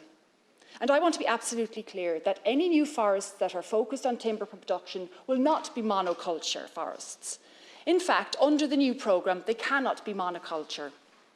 The days of state-funded monoculture forests with inappropriate setback distances on the wrong soil types are over. This has been something I have been against long before I came into government, and something I have acted upon in government. Any forests planted under the new forestry programme for timber production will have a minimum 20% broadleaf content and a minimum 15% area for biodiversity enhancement. But it is not reasonable to ban conifer timber production, as some have suggested we do. We would be left with the prospects of the unsustainable importation of large volumes of wood and the decimation of our own timber production, which will become increasingly important for sustainable construction in the years ahead and for sustaining rural economies. Coillte have committed to an even balance of trees between conifers and broadleafs, and government is committed to an even balance.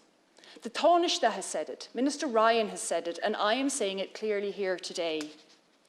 The financial incentives are clear for everyone to see. All of the feedback we are getting from the proposed rates under the new forestry programme is that the demand for native broadleaf trees is far outstripping the demand for conifers. And to deliver on this future, and it is an exciting time for forestry, Deputy Carthy, we will need to engage with the people of the future, the jobs of the future, the skills needs of the future, as we invest in forestry education and training to manage our vastly expanded and diverse woodlands. So it is clear government is serious about making progress in forestry. We've spoken a lot this week about Coilse's future direction, and I do think it is important to mention a key constraint on Coilse's ability to engage in afforestation without private involvement is the EU state aid rules. A 2003 EU state aid decision ruled that Coilse as a public authority could not receive state aid in the form of annual forestry premium payments. As mentioned by many in government this week, we are also committed to exploring how we might be able to fund Coilse's afforestation efforts directly, either through capital funding or through grant and premium payment under the new forestry programme, without breaching new state aid guidelines adopted on the 1st of January this year. Aside from state aid constraints, Coilse, under its current mandate, simply doesn't have the capital it needs to deliver the scale of this ambition. A huge amount of its profit is reinvested into maintaining and improving its existing forest estate, for example, and Coilse's dividend currently goes back to the Exchequer. But to take the average dividend over the last 5 years to the end of 2021, that is about 13 million a year. Even if the full amount of this average dividend was utilised for afforestation, it would take Coilse in the region of about 200 years to do that 100,000 hectare of afforestation they have committed to doing. So yes, we do need to look at whether government can fund Coilse directly. The government's, let me be very clear though, this fund is not the government's preferred model to reach its afforestation target. That preferred model is for having farmers to plant trees on their land, which is why we've designed the new forestry programme in a way that will pay farmers 33% more in annual premium payments. And that, again, as I said earlier, is on top of their single farm payments, which non-farmers don't receive. There is enormous potential for Coilse to establish new native woodlands for biodiversity on lands already in public ownership and suitable for forestry. Coilse is already working closely with local authorities and state bodies to identify such lands.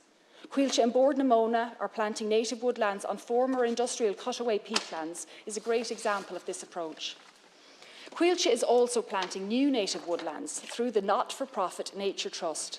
And I know the Taoiseach said we should be examining the possibility of the state purchasing land for Coilse to plant further native woodlands, something I'm happy to explore with the Taoiseach and my Cabinet colleagues.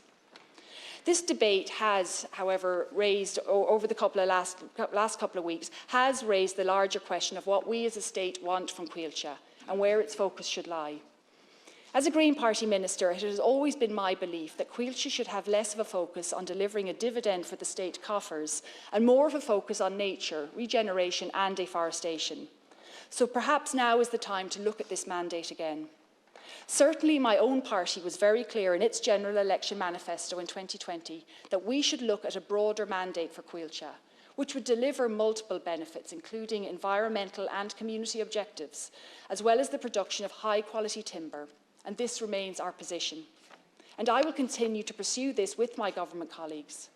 I've always wanted a broader mandate for Coilse, and if this debate can bring that forward, it will be a very positive result.